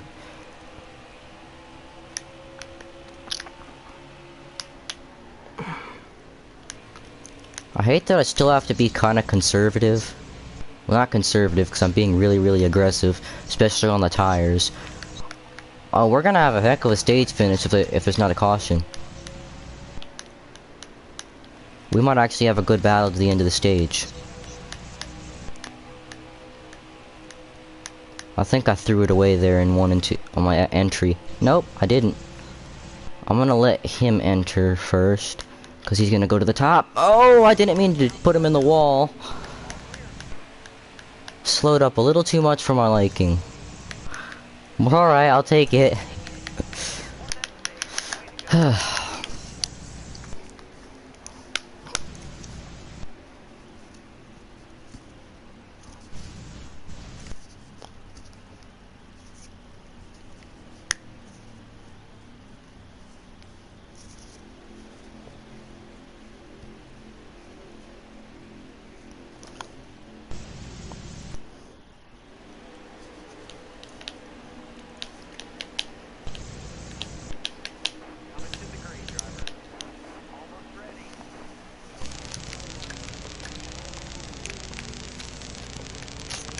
Alright, final stage. We're not gonna have to make any more pit stops. And I think the tires will hold up to the end. For the next 27 laps. It could be a gamble, but... yeah, I think we're good. It's only the tires I gotta worry about though, because the fuel we're like 21 laps of extra fuel, so.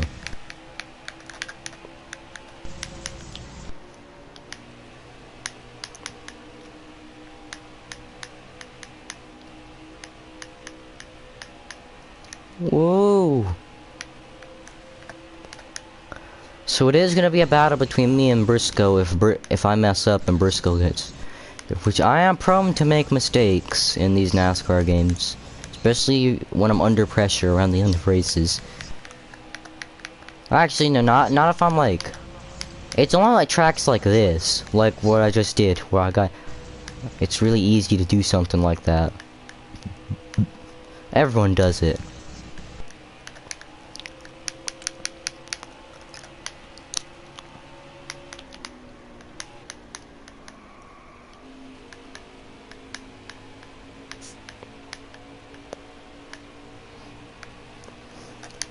Honestly though, if we're like, I don't care what point in the race it is, like, I'm gonna go for it, like, at the beginning of whatever run we're on, cause like, especially if it's like a run to the end of the race, if it's at the beginning of the race, it's fine, cause there's stages, but if it's like at the beginning of the last stage of the race or something, like the later and later the cautions happen, I'm just gonna get like super aggressive at the beginning of stage 3, cause like, I'm like, if it's at a track like Bristol, I'm not, cause cautions are prone to come out. But like, if it's like, I don't know, Michigan or something, where you can get like a 100-lap green flag run or something, you know, that's when I gotta be as aggressive as possible, as like early on.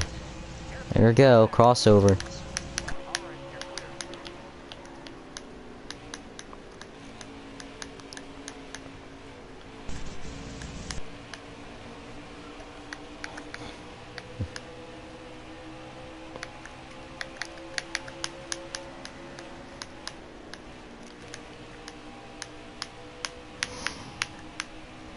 I like how this was supposed to be a Kansas pre-race, and only like a quarter of it actually was the pre-race. Oh.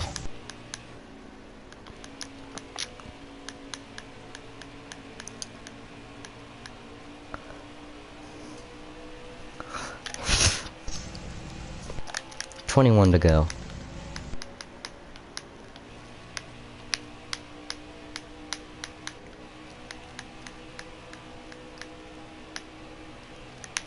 But yeah, think about getting aggressive at the beginning of runs, cause like if you're not very aggressive at the beginning, like stage 3 or whatever, if there's not a caution, you just lost that race. Like, and it'll kill your momentum, like going later on into the race, to where either you gotta cause a caution, or if it's like in most cases where you like, whoa, I hit the wall. I hit a bump there or something in the middle of 1 and 2.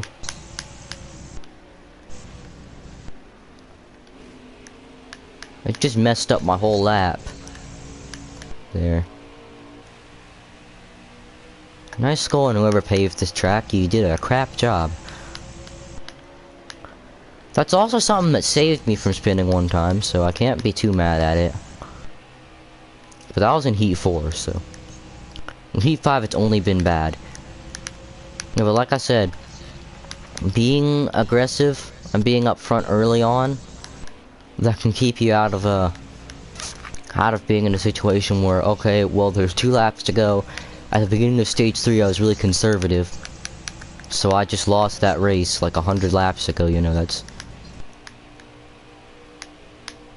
depressing. Also, I'm actually excited for the Kansas race today. I know I'm usually scared for Kansas, but I got a feeling Kansas might actually be a good track.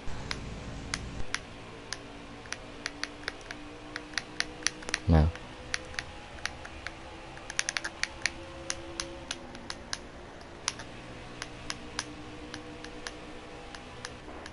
Oh no. Ah, I was doing good.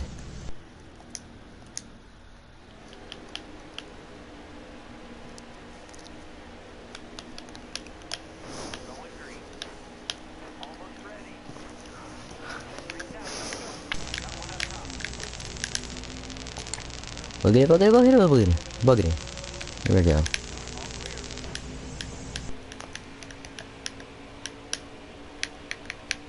I consider myself the most aggressive driver in NASCAR right now. Ooh, look out. Well, at least the most successful aggressive driver in NASCAR. Well, the successful most aggressive driver. The most aggressive, successful driver. There we go. That's what I meant to say.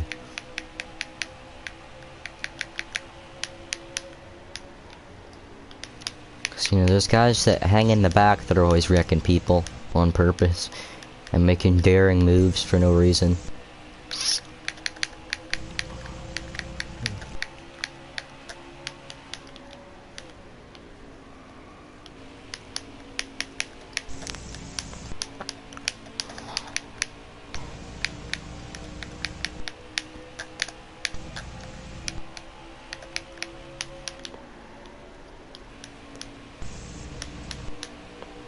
Why is Brandon Jones here? Where'd Briscoe? Gee, Briscoe just got screwed by that caution. He's like way back there outside the top 5.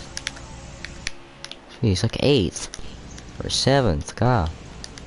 Where is he? Yeah, he's in 6th. So he's almost back in the top 5.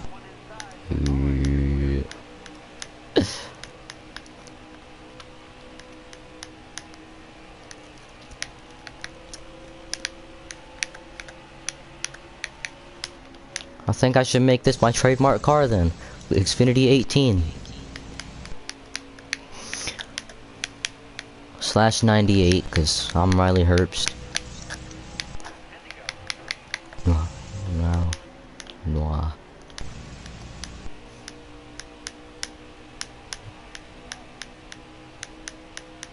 Oh boy.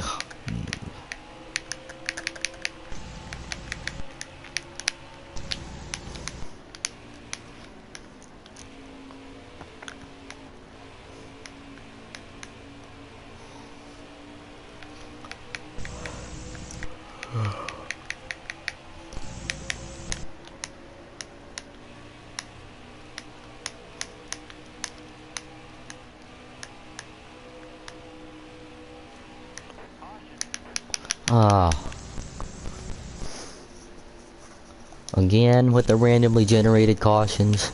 Well, not randomly generated, the scripted cautions.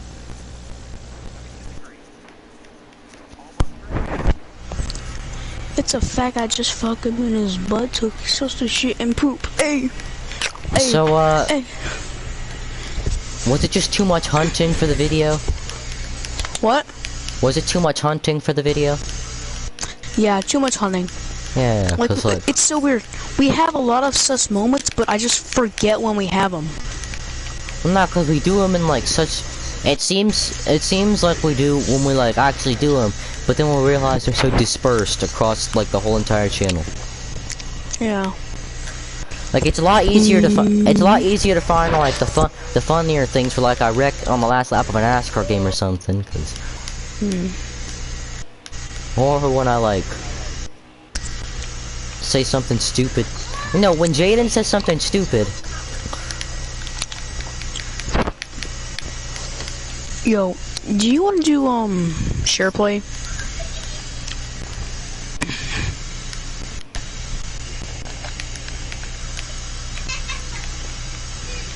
How come like, oh. Huh. But it always breaks because of the internet, so there's no point. Well, I mean, it works for like a good 10 minutes before it crashes, so I mean, like, it's good. Yeah, but the quality's 240p at most. I know, but it's still fun. A little bit. It's fun to watch. It's fun to watch other people play a game. Yeah. When you can just watch the live stream. No, I'm talking about me. Cause you never see me play. Nobody on the stream has ever seen me play it. I bet. The one person who's watching this, they've never seen me play. Yeah, but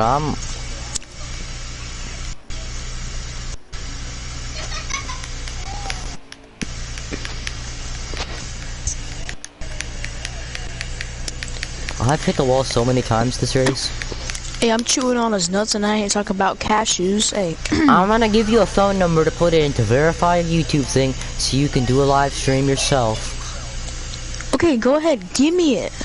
Not like that, but like... First I gotta make it after the race. Wait, you're gonna make up a phone number? You can, you know. There's like websites and stuff that let you do that, and they let you get the calls, and that's how I verified. I know, I tried that, but it doesn't work for me. Mine did. That's how I verified all my channels. No, but YouTube does this thing where it sends you an email to that phone number, even though that phone number doesn't exist, so you can't even access it. No, I don't mean making it up. I mean like websites that like text now, for example, it gives you a phone number and lets you text and stuff. Well, you're gonna have to give me one. But I can't use text now anymore. We can't use text now for it anymore. It was like the best thing. Oh, I just won the race, by the way. But it was like the best thing ever for it. But then they started realizing people were doing it. So then, you know what they did? They didn't like get rid of it or anything. They made you start paying to receive that kind of stuff. And it's only for that stuff too. Yeah. I forgot how to even do a live stream. I need to remember. What do you mean? You literally just press the live stream button and click YouTube and put a title in. Broadcast gameplay.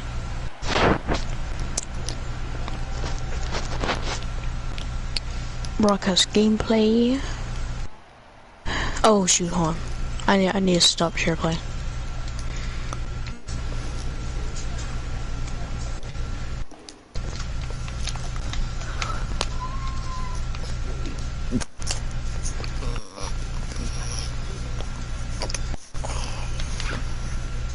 Bro, what demonic sound are you making? You're going, Alright, I'm gonna broadcast this on YouTube. You gotta get a phone thing first. It's gonna say you can't until you verify. To start broadcasting on YouTube, you must go to the YouTube terms to enable live streaming. Go to YouTube website. Yeah, and then you gotta put the phone thing in.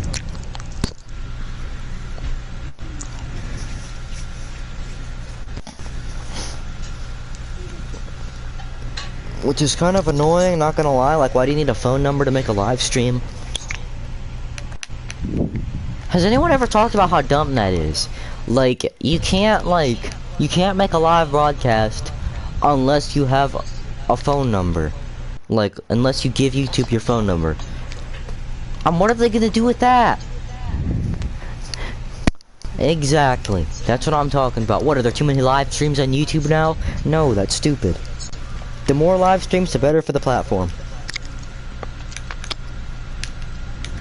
Or something like that. That's why I gotta make sure I don't get any more channels deleted. Because this was the last channel I had that I was able to upload custom thumbnails.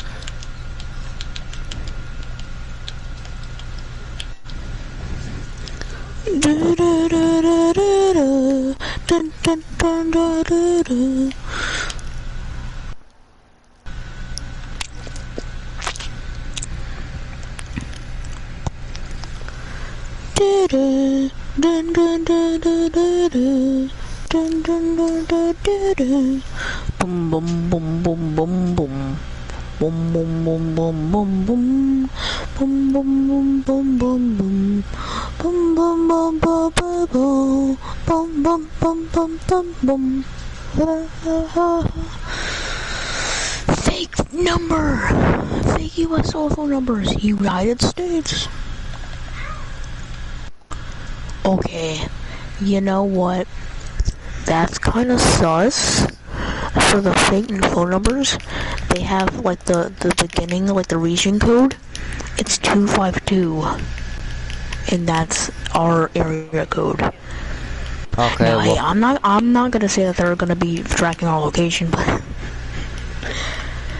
they probably know your location because you have it enabled or something on the tablet or whatever. oh wait, no, it's 202. It's okay. Yeah, it's 202. Yeah, the phone number codes are I just... got scared. The numbers are just random, I think. Smash all the numbers on the keyboard and then put some parentheses in there. And dashes.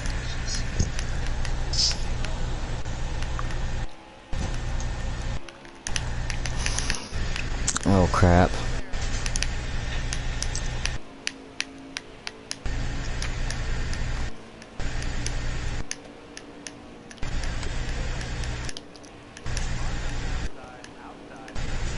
Oh yeah, another thing I hate about NASCAR Heat 5. At the beginning of every super speedway race, there's like this giant checkup in turn 1.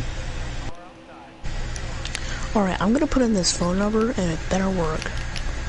It depends on what site, what thing you use. What site are you using? Let's see. https fakenumber.org/generator US. No, but the generators don't work. I mean like something that actually lets you use the phone number. Well then, well you should know because apparently you used a site that worked. Yeah, but then they stopped. There are other sites though that like. I know there was this one site, but it had like an email box in it for like the phone number, but like the email box were updated, so it was basically useless.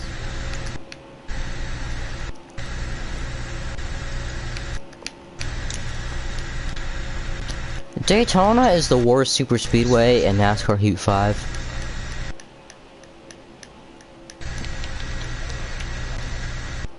Cause like the AIs hog up all the space.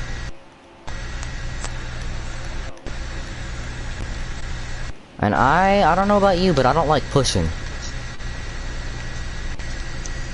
Unless it's at the front. I don't like pushing like the 32nd place drivers. At Talladega I can get to the front in like 2 laps. It's already been 3 laps and I'm still in 33rd. 32nd. 31st. 29th. 29th. 27th. 7th. 26th. 25th. 5th. Now I'm pushing again. Oh. Oh.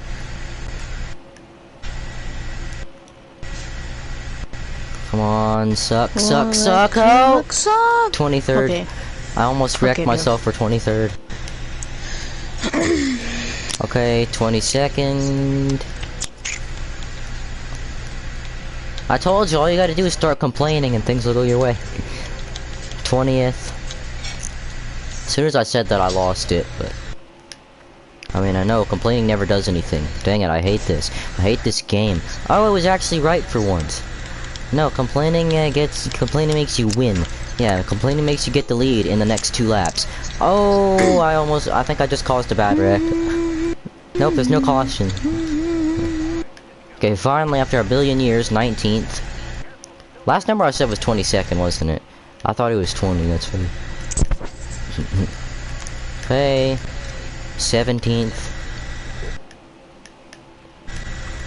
Give me room, Allgar. Give me room on the bottom to move. Whoa, they're about to check up. About to stack. Okay, do you want to hear the reason why you have to verify with your phone number? Using phone numbers to verify identity is one way to protect our community and combat abuse. We use the phone number to send you a verification code. We also make sure the phone number is linked to no more than 2 channels per year. No, we don't sell your personal. Bro, why can't you just use your email? Really, it's the same as that thing. But did you ever like see that video I made a few years ago where I was like, it's still up by the way, but like it was where I was like talking about how YouTube made me put in a phone number for the stupidest reason. It was something I thought to prove I'm not a robot. Like, does an email not do that enough? Guess not. Oh, I just did the Ross Chastain. 2020 Daytona moves right there. Wait. I have my mom's phone number, and it's linked to my iPad, but I don't know if it's linked to my Gmail. I'm not gonna risk that, I don't know. I don't know if it matters if it's linked to your Gmail. If you like got... Because you know it sends you things via SMS.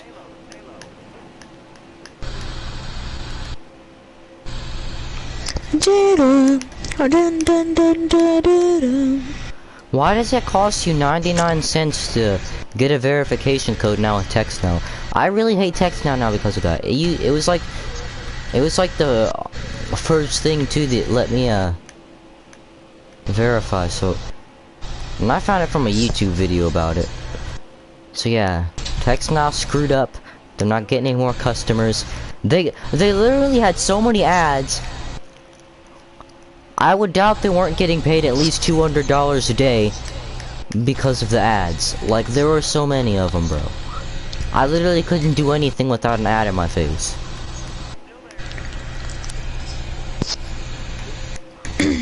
Actually, that's pretty much every website in a nutshell. But every free website, at least in a nutshell. Every free app in a nutshell, let's just say.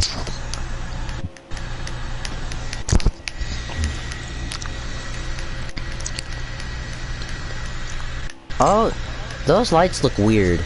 They look like all hazy and stuff. It almost looks like I'm squinting. Or blurring my vision.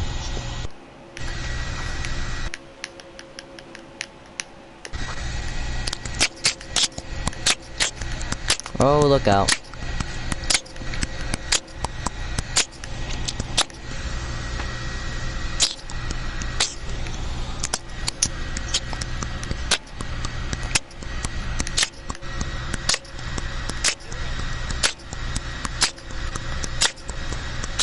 Okay, here we go to the lead.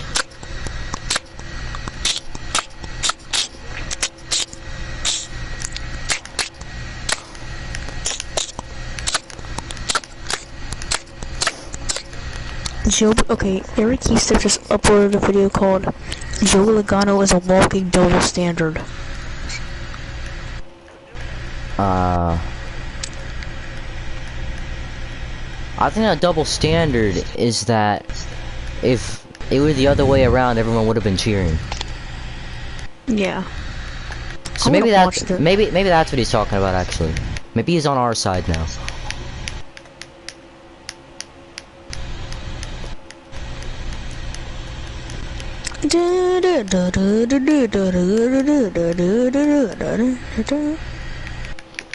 Joey Logano and William Byron sound off on last week's incident at Darlington, and Joey Logano refuses to back down. I already saw. No views, 43 likes. No, I don't want to ever hear another YouTuber's drunk thing again. Those get annoying. Welcome to Out of the Groove. I know we've got a pretty spicy headline on this video.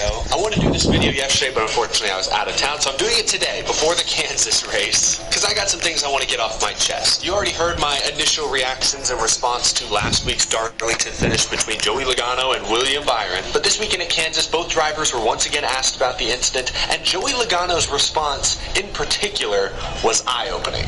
Talking to Bob Pockris, Logano said things like, "I won't get pushed around." In response to the incident, he said, "I got fenced, I retaliated, and I won the race." He said, among other things, that he and William Byron should be even now. He can keep going, but I can promise you I'll keep going and I'll go bigger every time. William Byron was asked by Dustin Long, "Well, is it even?" Logano says it's even, and Byron said no. When pressed if he would retaliate against Joey Logano, Byron said, "So you owe him one?" No, I just said it wasn't even. Decent response from William Byron there. You don't want them to know your next move. And to be fair, if he did just go out and plow through Logano and junk him the very first chance he gets, that would probably be an overreaction. But I'm not going to focus on William Byron's response. I'm going to focus on Logano's answer. We heard this last weekend in Darlington in the media center after the race. He was given multiple opportunities by reporters to maybe back down some of his defiant statements, to maybe say something like, "I know it was a little aggressive, maybe it was a little too far," but he never did. He never backed down last week at Darlington, and a week later at Kansas, he refuses to back down. And I gotta say, I kind of respect him for that. Or maybe not respect, but I appreciate the consistency. No driver should ever have to wonder, what would Joey Logano do in this instance ever again? He's shown and told us exactly what he would do time and time again. So at least he's predictable. I know if I was a race car driver, it'd be the unpredictable drivers that would scare me. Joey Logano has had the same driving philosophy pretty much his entire NASCAR career. Unprovoked contact is okay as long as it's for the win. Let's go back 10 years to Pocono 2012 when isn't that what everyone's thing should be? Nudged a 53-year-old Mark Martin out of the lead late to win that race. Unprovoked contact, but it was okay because it was for the win. Let's fast forward to 2018 at Martinsville when Martin Truex Jr. raced Logano as cleanly as you can race someone for the win late in a short track race, only for Logano to rough Truex up in the very next corner, bump and run, drag race to the line, and win that race. Unprovoked contact, but it was for the win, so it's okay in Logano's eyes. That is his driving philosophy. And nah, but it got him the championship. In fact, those two incidents I just named, I would say were both gray areas. Some fans hate the bump and run, but many fans are okay with a little bit of contact like that as long as it doesn't end the other guy's race, as long as the other guy still has a chance to kind of race you back to the line. In my opinion, there is an art to slightly nudging someone out of the way, allowing them a chance to save their car, and drag racing. And to me, there is an art to the bump and run. Some fans and drivers will look down on it, others won't. I typically land in this category. I think in most contexts, a small bump and run like that is usually fair game. Obviously, every instance a little different, but as long as the guy's not getting completely punted out of the way or spun out, a bump and run is usually fair game in my eyes. God gave NASCAR stock cars bumpers and fenders for a reason. A little bit of contact should be expected. It should be discouraged. So the problem isn't necessarily Logano's racing philosophy. The problem is that Logano doesn't like the taste of his own medicine. He's allowed to have that philosophy, but if anyone else uses his own racing philosophy against him, Logano has a tendency to overreact. We're racing at Kansas this weekend, so let's go back to that infamous 2015 Kansas finish when Matt Kenseth put a late block on Logano, rubbed him up into the wall a little bit. Bringing that up? Logano's own philosophy, that should have been okay. I mean, they're racing for the win with 3 laps to go, right? And it was just a little incidental contact. He didn't wreck Logano or anything. It was a little small rub into the wall. Rubbin's racing, right? Or wrong? Going into the very next corner, of course, Joey Logano spun Kenseth out completely. Kenseth went from finishing 1st or 2nd to 15th in that race. Same thing at Darlington this past weekend. Look, William Byron raced Logano hard on that restart. Did not give him much room. Squoze him into the wall ever so slightly. Logano rubbed the fence. Didn't damage Logano's car. He fell right back in line, right behind Byron in 2nd place with still like 30 laps to go. Racing for the win, right? Should be fair game. Just a little incidental contact. Just barely rubbed him up into the fence. Per Logano's racing philosophy and history, that kind of move should ultimately be fair game. I think Logano's shown time and time again he would make a similar move in that instance. But Logano could not handle the taste of his own medicine. Of course, caught back up to Byron, and the first chance he got, punted Byron into the fence. And just like what he did to Kenseth in 2015, Byron didn't finish 2nd. Not even 3rd, not even 4th. Byron fell outside of the top 10 as well and had a destroyed race car. So that's the problem I have with Joey Logano on track many times. And that's the problem I think many other fans have with Joey Logano, and that's the reason why he is one of the top 2 or 3 boo getters on race day. Again, Logano's philosophy that a little bit of contact is okay as long as it's for the win, I don't disagree with. Again, as long as we're just talking about a little bump and run, a little rub on the straightaway, something that still gives the other driver a chance. As Roger Penske says, racing isn't about making friends, it's about that much about winning. Racing. But Logano is often considered polarizing because he overreacts when other drivers use his own philosophy against him. If Matt Kenseth was supposed to have taught Logano some sort of lesson in 2015, it doesn't look like the lesson stuck. I'm not trying to change Joey Logano. He's been very successful racing the way he races. And if he continues to do what he's always done, he's going to continue to win a decent number of races. He's going to continue to earn that reputation, though, with drivers and fans. And at some point, I think he's going to have to understand exactly why he has that reputation. Because that's what his defiant comments the last couple weeks really tell me, is that I think in some ways, Joey Logano doesn't quite understand why he still gets booed. He's justified it in his mind that he's allowed to wreck somebody if they rub into him a little. And I feel like most drivers don't think that way, and I feel like most fans don't see it that way. That's literally what Jeff Gordon did too in 2012. Joey gets that. And maybe it doesn't matter. Joey Logano seems fine playing the villain for the next foreseeable future. And that's where I want to end this video, because I do think Joey Logano ultimately is really good for the sport, at least for now. NASCAR needs heroes and they need villains. Joey Logano's a good villain, and I think for a NASCAR audience, Logano's a great villain. Southern fans in Martinsville, Darlington, Richmond are going to have no problem rooting against the New England kid from Connecticut. You know, just naturally, there's not a lot of similarities there. In a sport full of vanilla drivers who are afraid to step outside that company line and potentially damage a relationship with a major sponsor or a major race team, it's kind of refreshing that we have a championship caliber driver here who's gloriously defiant, refuses to back down from his somewhat polarizing racing philosophy. So in that respect, Joey Logano is a very, very welcome sight if you just love good drama and good stories every week. Now the reason I say for now, he's good for the sport for now, is that I worry kids who are growing up racing go-karts, bandoleros, late models, truck Xfinity cars, if they see a Cup Series champion, you know, racing aggressively and knocking guys out of the win on a routine basis, I worry they're going to internalize that and bring that with them as they rise through the ranks and will ultimately bring it to the Cup Series. And I do worry that we're not far removed from the Cup Series becoming just who can get the last shot in on a given afternoon. And I don't want to see the sport devolve into cheap shots left and right. So he's good for the sport from an entertainment perspective. I'm not sure he's always great for the sport from a pure racing perspective, but that's purely subjective. Not everyone will agree with me. Some people love the beating and banging, no holds barred racing. I know many of you will probably disagree with my Logano take, but share your thoughts down in the comment section. I mean, William Byron wasn't going to win the race at Darlington anyways, so...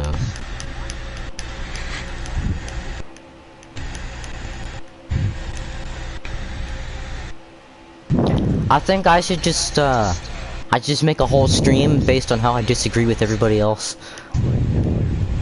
Yeah.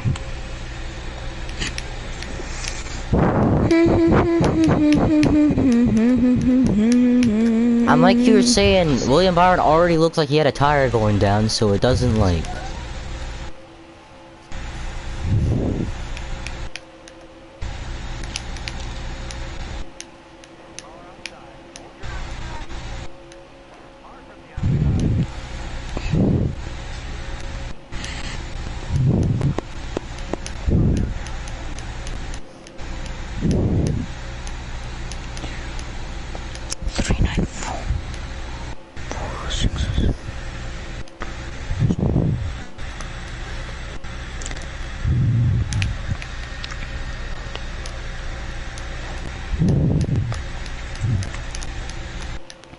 Look at my cheating Japanese car. Why is there so many Toyotas up here though? Seriously. It's like a bunch.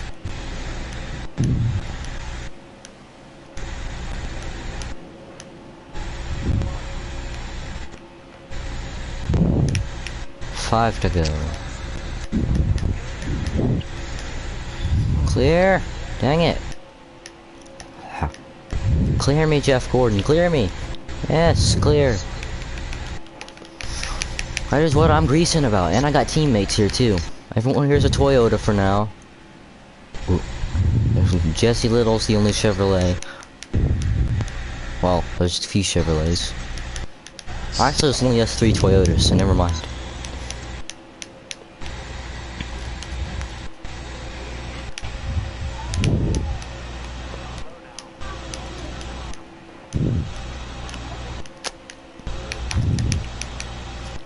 Ba-da-ba-boom. Bro, can we make it? Bro, can we make a song? I can't. Why? Because I don't have my stuff. What about all your stuff? I don't have my software. Oh. I gotta wait till school starts again when they give me a computer. If they give me a computer. Which they better.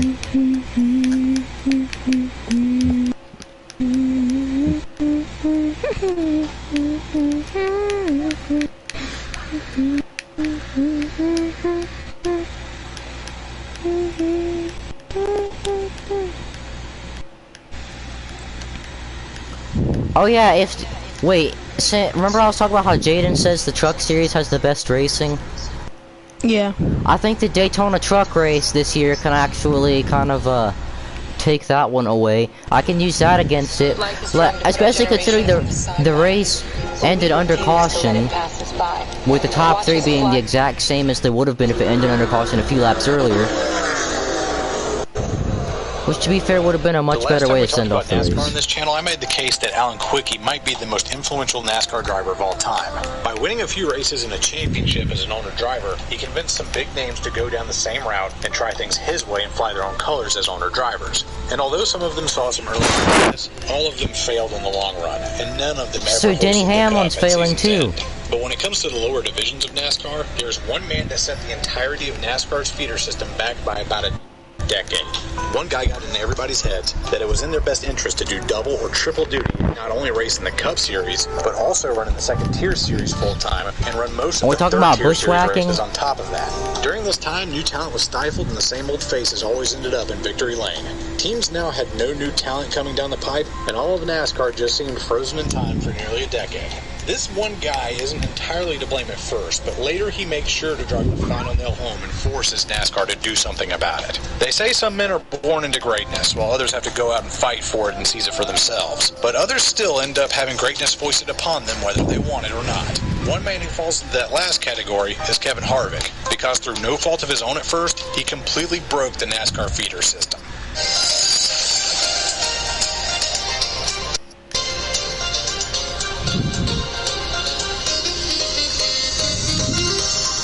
The NASCAR feeder system is a lot more complex than most other sports. Whoa. In football, for instance, you play in high school and collegiate ball, then you... This will be a redemption from last stage then, because I got screwed. Yeah, get beside me, teammate. So I'm talking about stage 2 winner.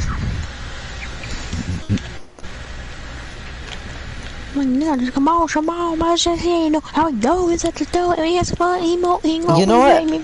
You know what I wish was programmed into the games for some reason? Huh? What the heck was that? Okay. But, like at Phoenix, when the cars like dive way down to the bottom, I kinda wish NASCAR games had that, like... I mean, I get that it would kinda be a cluster, but like, it'd honestly be kinda fun if I could just like race AIs way down there.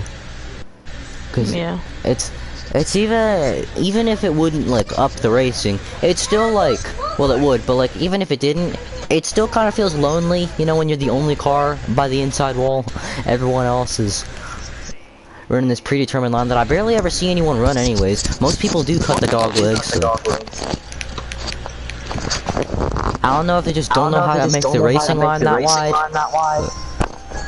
But nobody runs the top side at Phoenix, okay, so like...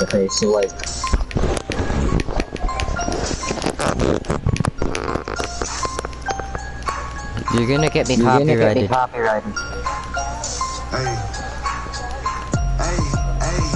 welcome to Big Bar's World. It's the land of the BBC. Choose that ass up, nigga, and follow me like... Okay, your audio is not going through anymore. Sorry everybody, but I can't risk it.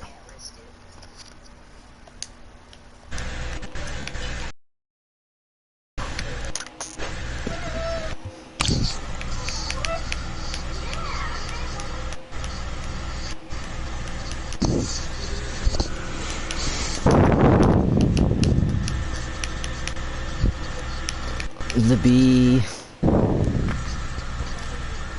Cindric.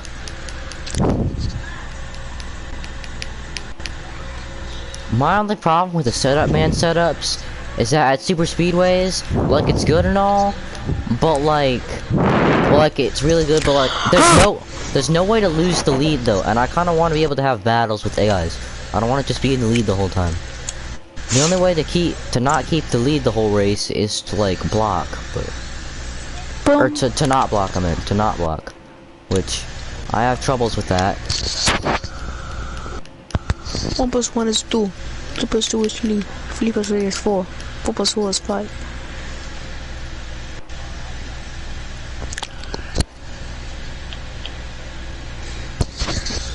Bro, I like sucking on Jimmy John's fries. Wait, what? Is my mic still on? Because if you just heard that, I'm... Yeah, I heard it. Shoot. Okay. I'm gonna race at WWT. I thought you were gonna say you like sucking on Jimmy Johnson, which would have been a lot worse. Or better in some. Okay. Oh yeah, I used to. to. First time I saw Kevin Harvick's Jimmy John's car, I thought it meant it was Jimmy Johnson's car, and like, so like I knew it wasn't Jimmy Johnson driving it, but I thought it meant like Jimmy Johnson owned the car or something. Bro. Whoa!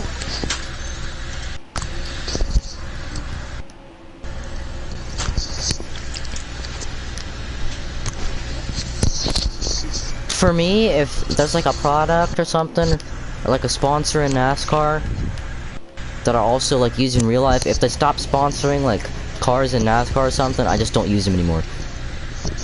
So I'm not using. I'm not gonna ever use Nationwide.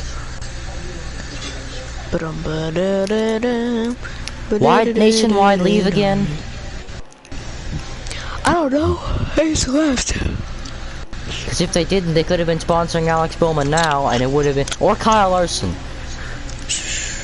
Yeah. It's basically what they would have gotten their first championship if they'd stuck around and sponsored Kyle Larson, but no. They decided. Honestly, Nationwide has better paint schemes than Ally does. Yeah. I liked Ally to begin with, but like, I don't know, it's just like I liked Alex Bowman's new 2021 scheme until like I saw it a bunch of times, and then, you know, it's boring. Basically, Alex Bowman's 2021 scheme, it looked really good at night. Like, it looked the best at night. So, remember when that was remember when that was my profile picture on Instagram? Yeah, but no, Alex Bowman's 2021 car looked really weird, because it was like, in the sunshine, it looked like, almost like blue, kind of. Yeah. At night, it really like, I just really like the way it looked at night. Yeah. Also, I think I'm gonna stop the stream. Oh, Jesus. Yeah, it's only been like 10 races, and I'm already getting sick of his new Ally car. Yeah.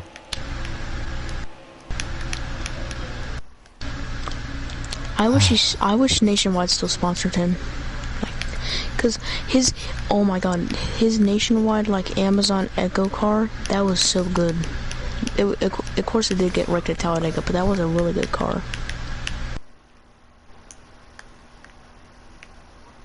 His what car again?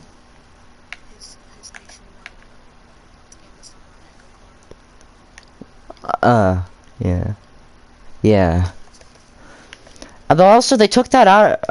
They took the Nationwide Echo car out of NASCAR Heat 4. Like, it was originally in there, but then they took it out, and like, I don't know why. I wanted to run that car, but they took it out like before I got the game. And like, I don't know if it was like a lawsuit or something, but yeah, I'm into the stream now.